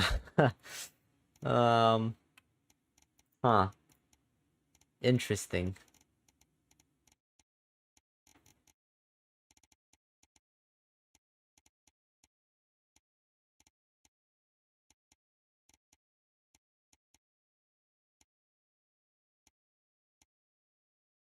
I don't know which one's which. I mean, let's just keep going. This is okay. This is getting interesting. Actually, getting interesting here. Living in a paradise. It's only nice if you don't think twice. A tape to remember on day 297. You wake up still partially in shock from what you saw on the news last night. What you had to edit on the news last night. When you come downstairs, you find your family sat in the living room, waiting for you. You take a seat on the sofa next to Sam. Sam swallows, hesitates before starting. We were so worried about you last night. After Jeremy with the gun, Sam chokes down a sob. It was awful. On national television. How could he do that? And now, after a horrible pause, Sam finally asks, "Are you okay, honey?" Can't believe he's gone. Yeah. Sam glances at Charlie, then back to you. We saw that you chose to play that tape. They pause before continuing. And I couldn't help but wonder why. Seemed like the right thing to do. What? That's not good enough. Disrupt are bad people. I can't believe you did that. Charlie's outburst seemed to come out of nowhere, and no one in the room is prepared for it. Do you even think about how this stuff affects people? You're a fucking idiot. Sam tries to interject Charlie, but he's already slammed the door. Charlie always was a bit black and white about this sort of thing. For what it's worth, Alex, I think you were in an impossible situation, and somehow you managed to make the right call. Sam throws their arms around you. Only you were stuck in that studio having to make that choice. No one can criticize what you did, and I'm proud of you. You've never been so grateful to have Sam support you. You take a deep breath and gather your thoughts. It's a lot to take in. You're not sure you've fully processed what happened last night, let alone what Charlie and Sam think about it. You sigh and absent-mindedly turn on the TV. It's nice, you've at least got some company. The The TV's playing through some old western show, but it's not quite as distracting as you'd hoped. You are never going to please everyone.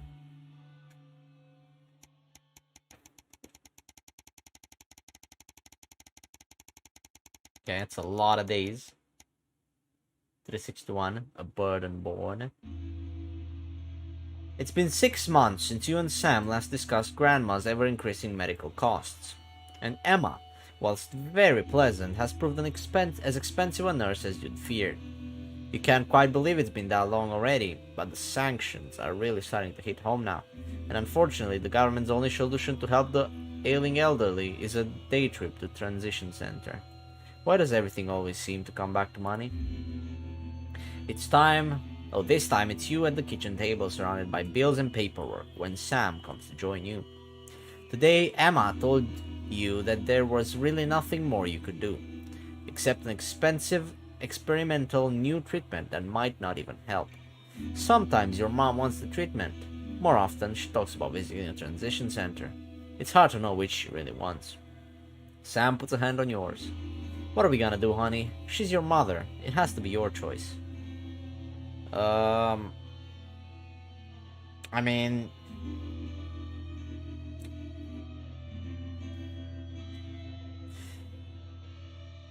You know, the treatment is like, if it's just experimental and it's not, you know, might not even help. You know, she dies from doing an experiment. That kind of sucks, you know. And if she talks about the transition center a lot, you know, it's like, it's a good idea, you know, it's a nice, you know, live your last week or whatever. Doing good shit, and, you know, it doesn't sound too bad. These things are never really a choice. Hopefully the kids will understand. It was all you could do given the circumstances. If only things would be different. Sorry, Mom. Maybe. A holiday update. Oh, look at that. I've been at this for a year. Just as you're finishing up breakfast, Sam comes in with a post. Oh, we've got a postcard from Susie. I hope she's having fun on her trip. Sam reads it aloud as you finish getting ready for work. So I've seen what feels like most of Urkistan. A really cool place, but so cold. Hope Chippy enjoyed the gift. And before you say anything, yes, you were right to make me pack the extra pair of socks. Sam gives you a small kick under the table. Next, we got the train to Konislava. Much warmer. God damn, the music's loud. Ba ba ba ba da da ba.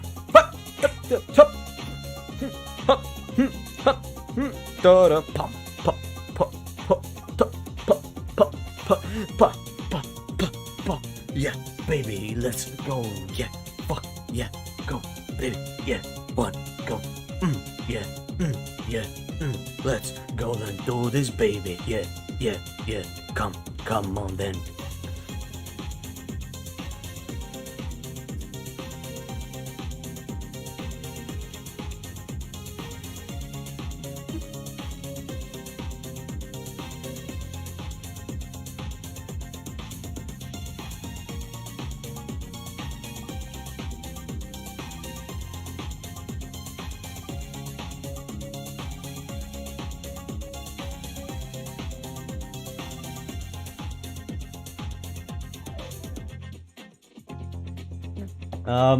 Much warmer, lots of beaches to enjoy. I could have stayed there forever, but had to head to Sunpool Marina before it got too cold.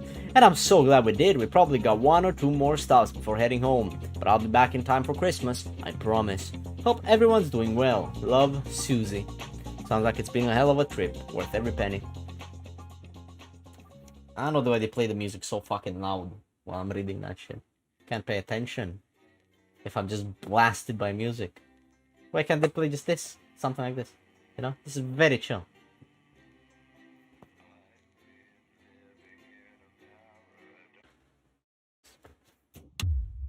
Get you into the mood? What mood? The 20-week war. Oh, this...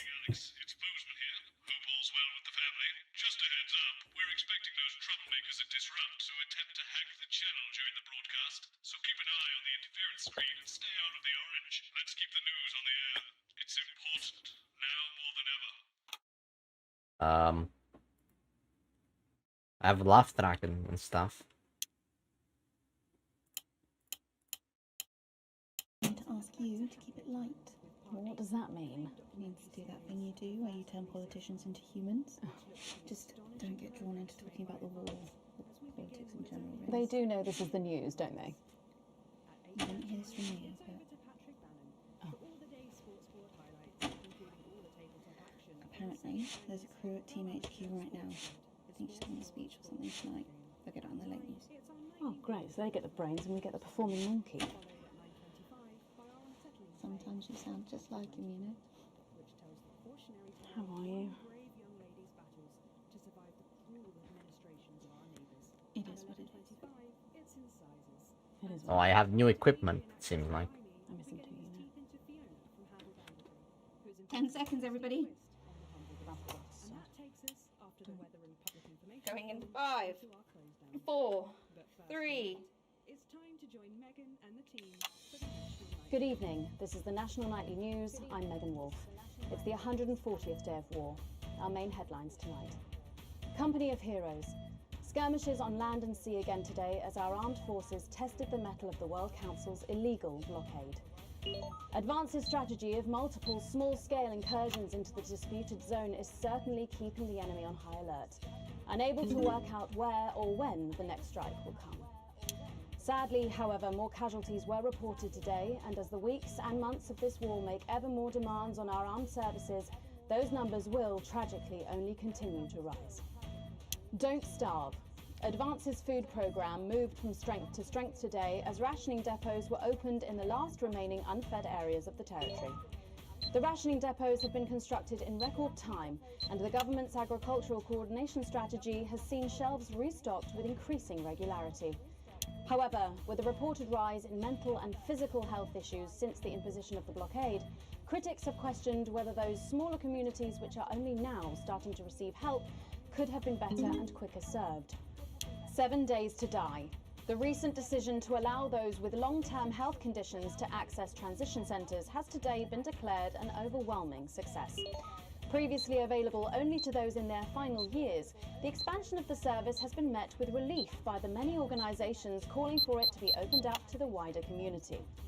With dwindling medical supplies leaving many of our most vulnerable facing chronic pain, it can come as no surprise that the transition centres have found themselves stretched to capacity.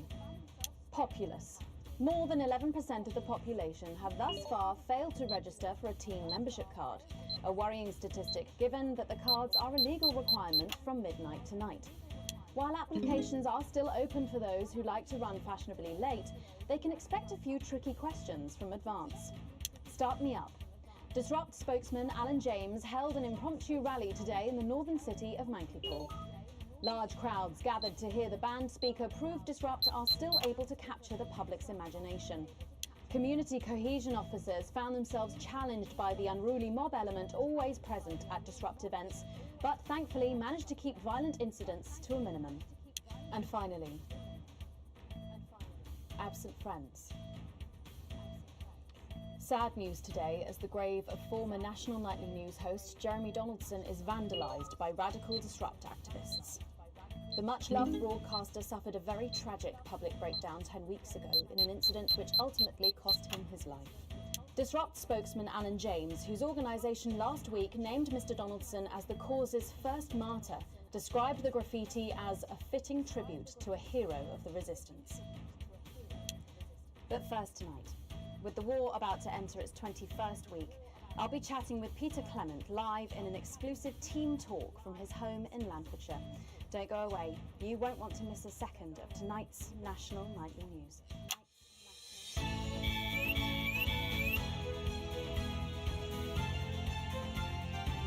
Oh, we're at war now?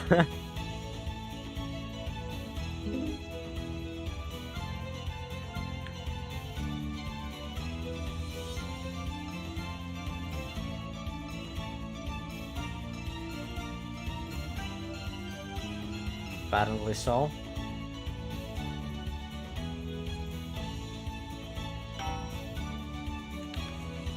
Later in the programme, I'm thrilled to say I'll be chatting with mega pop star Lil C, who's going to be treating us to a world premiere of her new single. And then after that, in part 3, we've got something new I promise you won't want to miss. But first tonight, let's check in with Prime Minister Peter Clement, who's coming to us through the magic of television all the way from his home in Landfordshire.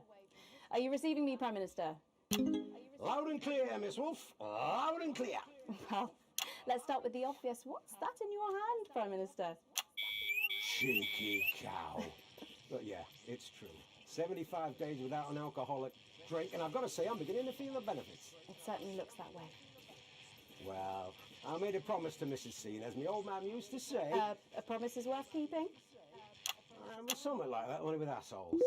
So, I've heard from my sources that you and the illustrious Mrs. C plan to take your winter break somewhere a little different this year. That's right. We're planning a walking holiday right here in the territories, which is different for us because, like you, Megan, I've always been a big fan of those warm foreign beaches. Did you make this decision because of the blockade, Prime Minister? Well, now that's a good question. Well, as you know, while the blockade has effectively restricted the flow of goods into the country, we and our neighbours have continued to allow unimpeded travel for business leaders, ministers and such.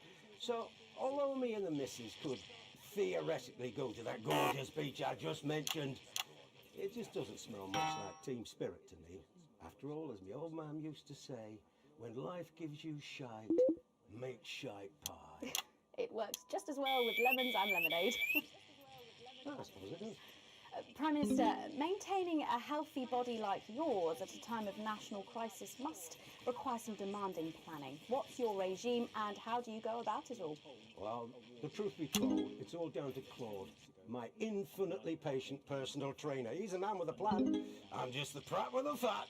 Wow, on that very subject, how are you and Mrs. C handling living on rations? Well, let me tell you, Megan, back in the 50s, when I worked for your backstage for your Well, what you probably didn't know was that Graham Bannon was a right tightwad, paid the bare bloody minimum and still found every possible excuse he could to dock your pay even further.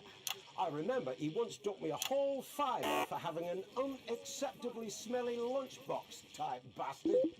Anyway, what I'm saying is back then I ate a lot less than I am now, even under rationing. We all did. And let's face it, there are still plenty of people in this country who could afford to lose a little bit of weight. What are you implying? No, but seriously, Prime Minister, we know you're very busy, but one final question, if I may. Oh, well, go on then. When you get home from a long day, your head full of the territory's hopes and fears, what music do you listen to when you work out to take your mind off things? Well, I know I've got a bit of a reputation for being an old fuddy-duddy, but I'd be lying if I didn't say there's something about Little C that just demands one's attention.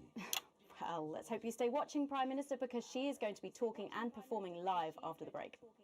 Oh, I'll be watching. After all, as my old man used to say, everything's a treat on a boring Friday with nothing but the wind up your shunt. It's Wednesday, Prime Minister.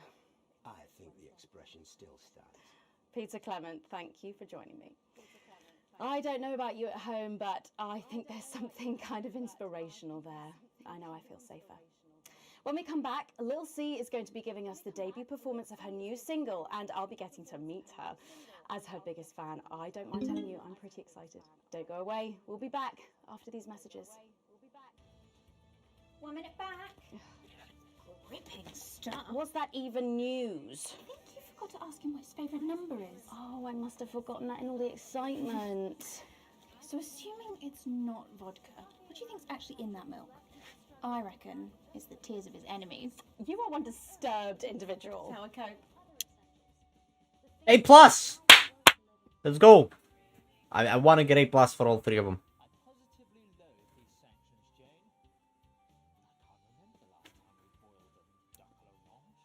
I concur absolutely, Brian. There's barely enough milk to undermine the tea. George! You'll no doubt have spotted the updated mixing disc. You'll need the new buttons during the next sections. First, we'll need applause when the guest enters, and before her song. Don't worry, I'll walk you through it when we get there. Is certain a preferable way exists. And you'd be right. We've had our biggest and best brains working on this for months, and we've got you covered with the Remington Swiss Siege Survival Box. Inside every blockade-busting box, you'll find the things you really missed. A red wine where you can hardly taste the chemicals. Some rare meat we grew in our production laboratory. Chocolate so salty you'd believe it came from Svenland. The list of luxuries is endless. At least 7. And I've never heard of her before. Oh, she's big, really big. One in every 100 So hot, man. will contain. Of course not. My kids go Looks mad. like they just got lucky. 5 and 10 seconds. Hang on, Colin, you've got kids. Yeah, I've got about 6 or So 7, I good think. you'll believe they were made somewhere else.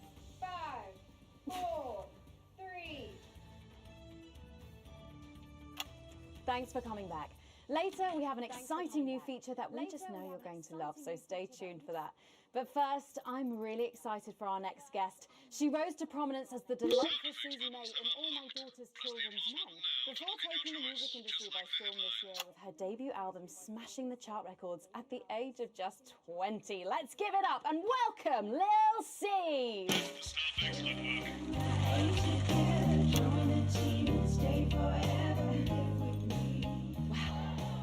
May I just say, you look incredible. Oh, thanks, babe. I'm doing this new regime and it really does work. What's the regime? And my manager suggested it to me. It basically involves bathing in like cabbage water and then having the leaves sucked out of you while you sleep. Wow, is that healthy? Well, look at me, Meg. The leaves are my only nourishment. Yep, they certainly are. Now, you'll have to forgive me, but I'm somewhat of a super fan, so I'm sorry if I get a bit starstruck. Oh, bless you. I've never actually heard of you before, so if you do get a little tongue-tied, I can always carry the interview. Oh, that's good to know.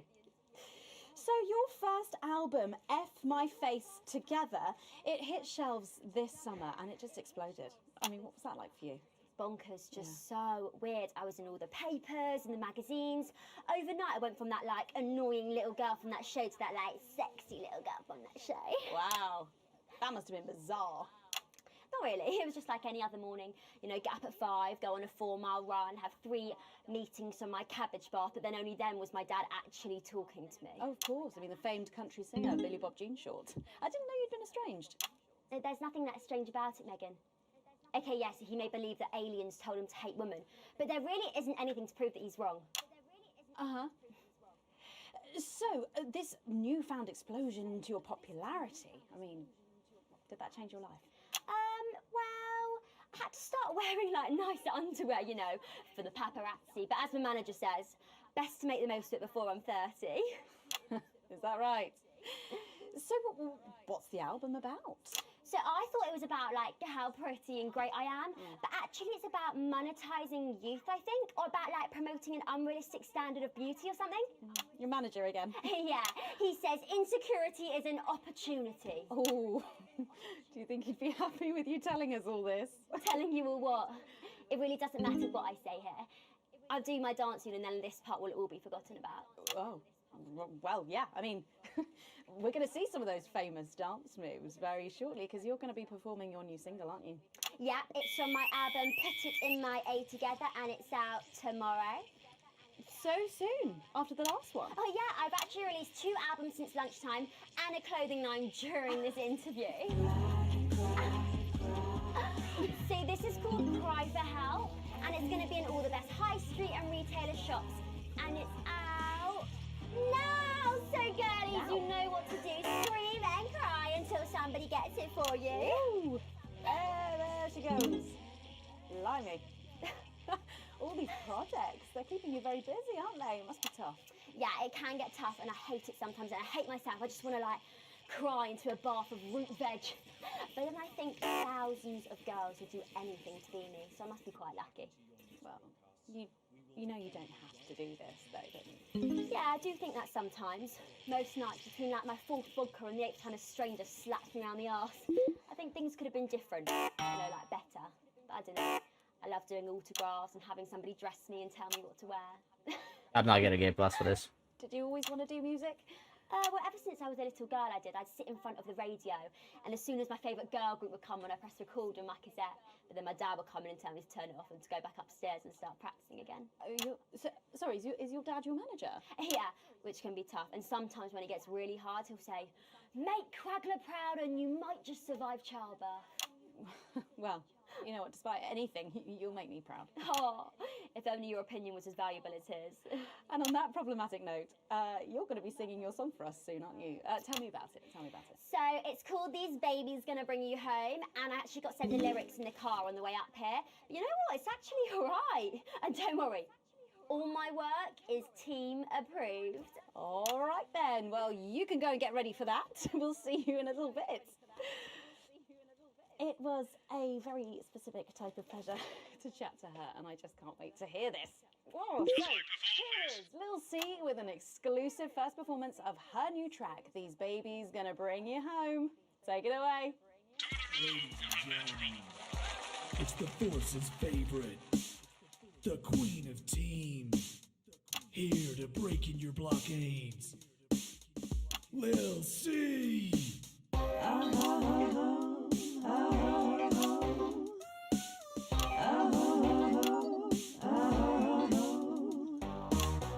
Oh baby, can't you see? Fuck. I'm hungry. There's a place in me Fuck. that's empty. I want that meat you're packing. Only you can fill that crack in me. I'm under siege, so come and free me. Ain't no disruption here. Fuck. But I got no agenda. Just want the team and me. No dirty foreign member. Don't stop one morning drill. There's holes in me that ain't been filled yet. I only scream this loud when you do your country proud. I ain't no Vickers, but a common skirmish on my border. Quick before I get much older, tie me down and pour me like an enemy soldier. An enemy soldier. So let them try and break our dream. We fight and love and die a team. So what a Peter Clemens boys can come and use me as a toy. I wanna see some action. So come and break my sanctions. Fuck.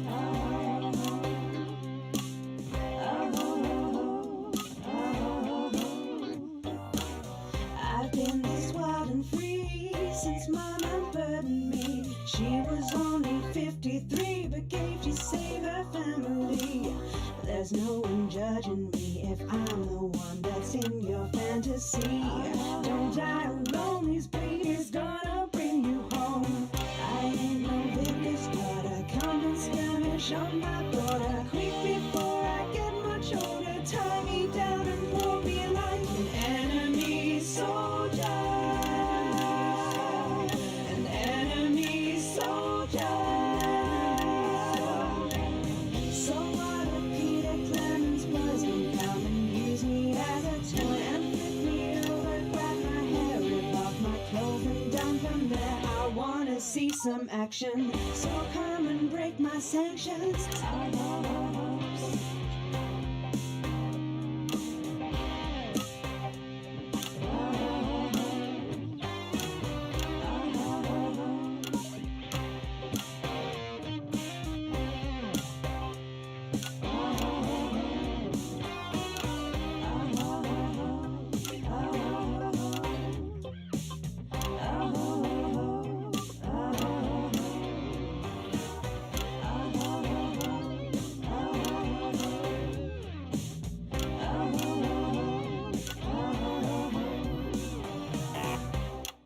Fuck. I didn't see it change to If that her. doesn't distract you from the world outside, I don't know what will.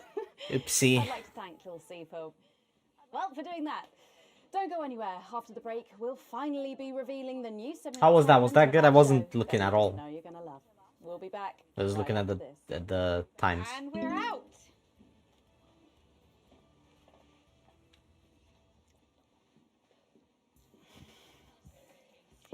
Can I just say, thank you so much for letting me do this. It really means a lot to me, you know. Yeah. To be able to promote myself on such a mainstream platform like the news. Well, don't worry about it. And you know what? Good luck for the future. Take care of yourself. This industry can be crazy sometimes. Watch out for that father of yours, won't you? Oh, no. I manage myself. It's just, you know, for the public to have that certain perspective. You know what it's like. Oh, right. And Michael? What was Michael? What about Billy Bob Jean Short? It seems. Oh, my dad. He's such a sweetheart. We both had the same agents, you know, like it just made sense. Both of us for our image together. Wow. And Michael, I want to see the revenue share for the clothing line and get me a G&T before my meeting with the lube guys. If they say for your pleasure, I'm going to start needing it. Right. Cool. I got a B. This next section will need you to use all 4 of the sound effects to help things along. Try and pick the most appropriate one at each given moment. Well, the fact is, Jen, weren't enough flowers in my dressing room. They were exactly 12, as it said in your rider. Do I look like Okay. the sort of person who counts things? No, not anymore. I'm better than that now. I'll tell you what, just keep adding flowers until it feels like 12. Got it? Absolutely, right away. 10 seconds. 5, 4, 3. Thanks for joining us for part 3. We've been teasing you about our new feature all night, and now the wait is finally over. I can reveal that every night on the show we'll be treated to an episode of an informative and hilarious new segment called The Notice Board. It stars some top talent and we're very excited about it. But before we see it, let's have a quick chat with the writer, director and phenomenon, may I say, Jeff Algebra, guys. Actually, I've dropped the algebra. I go by Jeff DePoon now. How'd you like that? Oh, is this the same guy? I suppose you need a new name now that you're a successful artiste. Well, exactly. I'm earning enough to pay taxes now. Oh. It's shit. And how does Angela feel about all this? Who?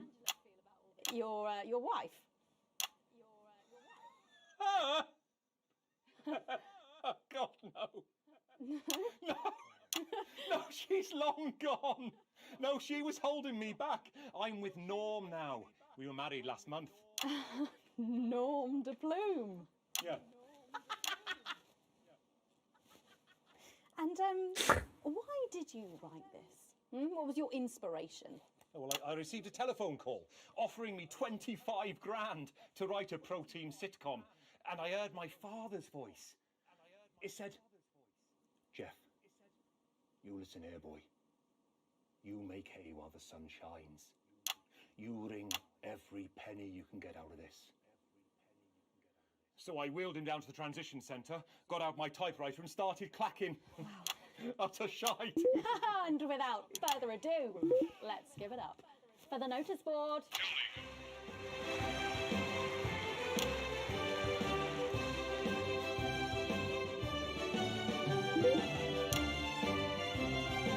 Excellent, you're a natural. Keep it up. Good morning, Miss Craven. Oh, morning, Ray. Everything all right, Mrs. Craven? You look as worried as the vicar in closing time. Oh, Ray, it's those young louts. They've vandalised my shop again. No! Yes! They've written all sorts of obscene language and crude pictures, and I know it's those damn youths. I don't know. It could be the vicar at closing time. I'm just worried they won't ever become productive members of the community. What if they never see the error of their ways and end up as social outcasts, such as shoplifters or bong rats? Don't worry, Mrs. Craven. This is a very supportive community, and I'm sure Strange. in time they will fit into this society like this key into this lock.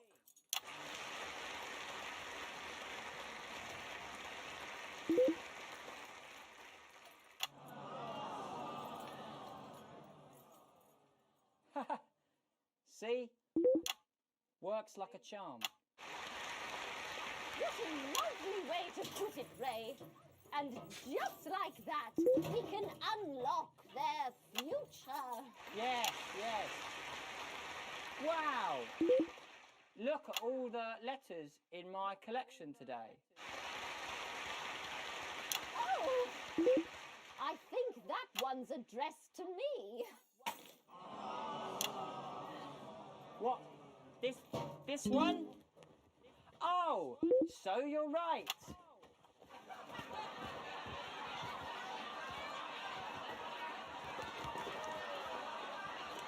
Here it is.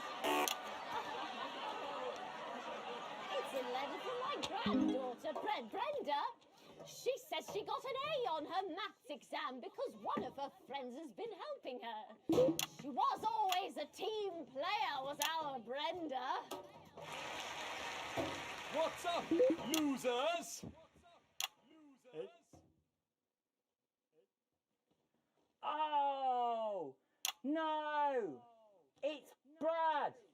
He's the coolest guy in the village. That's right.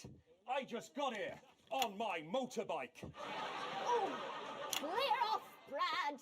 We don't want any of your ilk around here. What? Rad dudes? No, ruffians. Have you come to tag the notice board with your gang signs? No way. I've actually come to pin my resume on that notice board. I'm looking to do some tutoring after school. What did you say? Tutoring? That's right. Maths is very important. Would you mind, Ray? Not at all.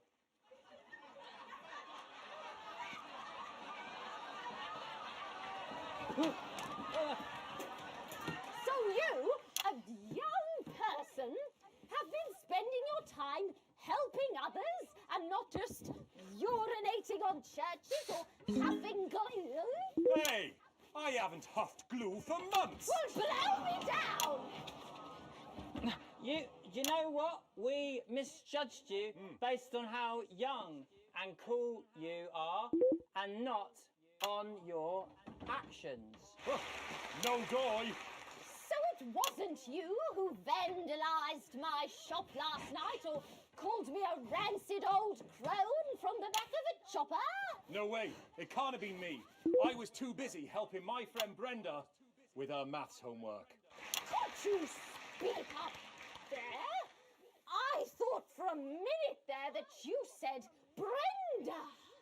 I did, you daft old sow. Did you hear that, Ray? Oh, yes, what a wonderful surprise. I now respect you as a man. Put her there, Ray. Oh, what the heck? Give us a hug.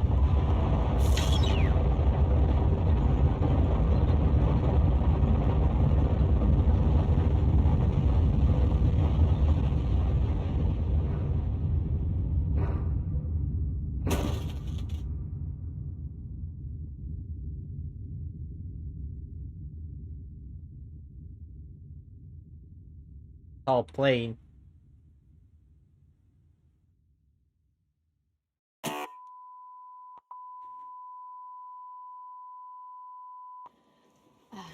Sorry to interrupt the first groundbreaking episode of the notice board, but we are receiving some breaking news. I'm being told we are picking up reports from across the continent of what appear to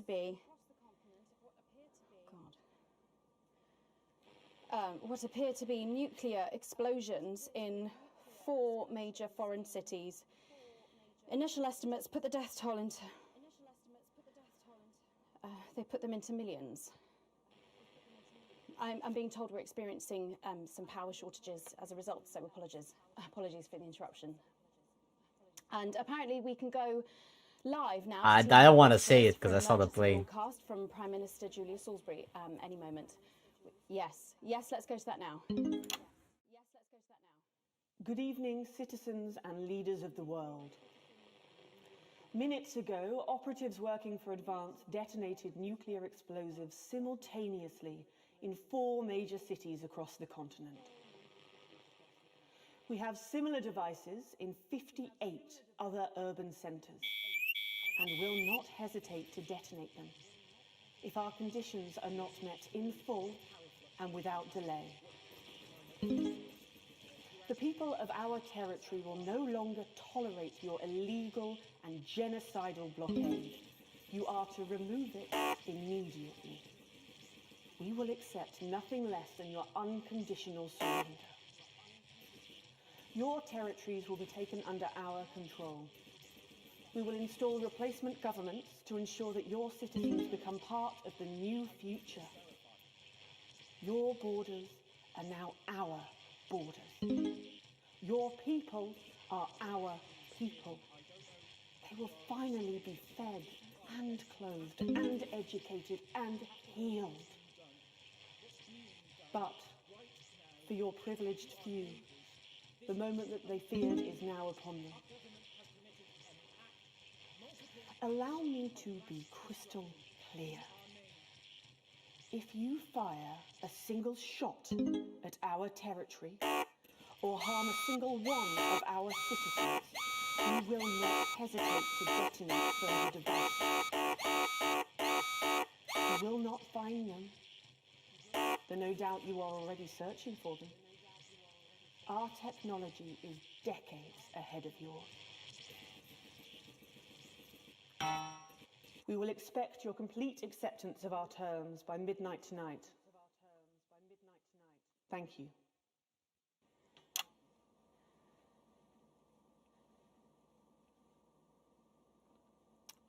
I don't really talk about my personal life in my job. It's not relevant or important. So many of you may be surprised to learn that I have a brother. His name is David. And right now I can't get his stupid face out of my head. He's a researcher and he's currently travelling the continent for work. And I don't know where he is right now. And I should imagine that there are many of you sitting at home tonight digesting this news, and you also have loved ones on the continent. In Urkistan, or Havia, or San Palmerino, or... Oh yeah, my daughter. Which is where David was when I last spoke to him 3 days ago. So when I tell you I know how you are feeling tonight, believe me, I do. But I also know that there's a flow to events. I see it every day here. I know that although tonight it feels like we may be in a time of fear and darkness, we may actually be at the break of a new dawn.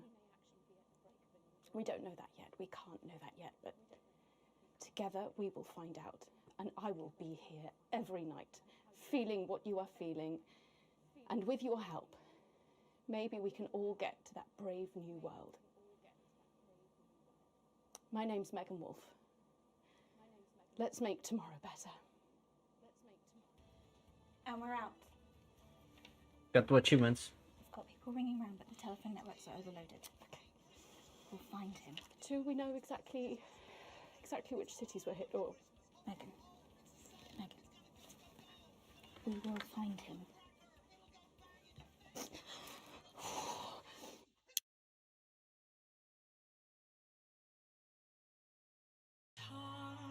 Complete the broadcast on day 371.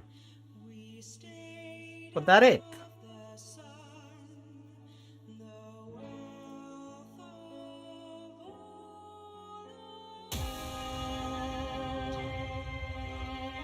This is Alan James.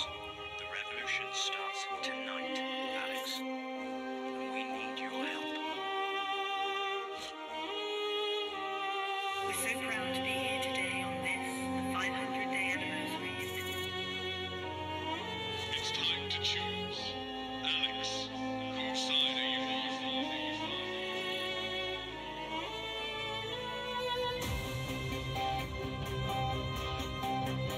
After all, doesn't your family deserve a good and nutritious meal in these difficult times?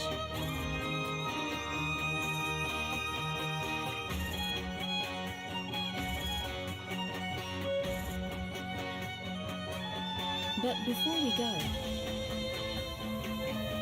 one final thought.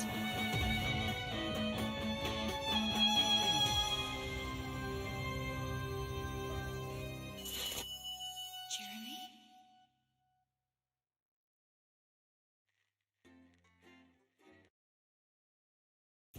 Hi, I'm Alex. I'm Andy. And I'm Den. Jay, we said Zoom backgrounds. Oh, sorry, boys. We're the developers of Not for Broadcast, and we want to thank you so much for supporting our little game so far. We're now 2/3 of the way through the story. But as we film this in January 2021, the UK is back in lockdown. We don't know when we'll next be able to film with a full cast and crew. So once again, we have to ask you to please be patient with us.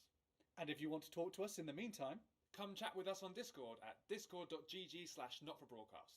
We stream on Twitch every first and third Thursday of the month at twitch.tv/NotGamesUK. We always check the Steam forums for any suggestions or problems you may have. And we read every Steam review, even the horrible ones, because your opinion matters to us. So all that remains to say is thank you so much for playing our weird little game. And see you in episode 3. Probably, if I have come up with a cure by then, I will let you know. Last time it didn't go so well for me. Good evening, I'm Megan Wolf. And I'm Jeremy Jones. Yeah. I'll make... Yeah, I kind of fucked it at the end there. Some rude words were broadcast, an interference-free show, an exceedingly poor edit. You played one advert too late. Disrupt, interfere with the show. Receive full wages. Current wealth. Sometimes splurging, okay? PC, look, PC keeps going up, man. I want to invest. You know? Good evening, I'm Megan Wolf. And I'm Jeremy Jones. I can't go back. I guess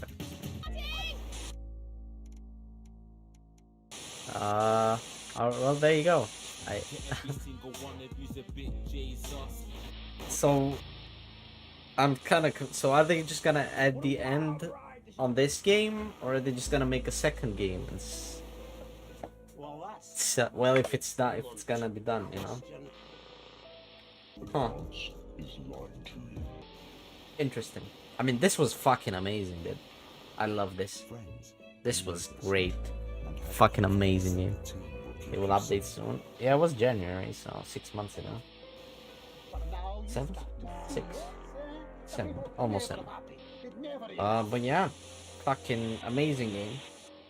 Lovely. And I've enjoyed it. I've really enjoyed every single second of it. It's great. Great shit. I'll have to play more of it. I got 37% of achievements. Have to do some more, but I'll be doing that. Yeah, great. Fucking love it. It's funny. Cringe at times when anyway I think it wanted to be cringe, but great. I love it. I love it. And I'm Jeremy Jones. Our main headlines tonight.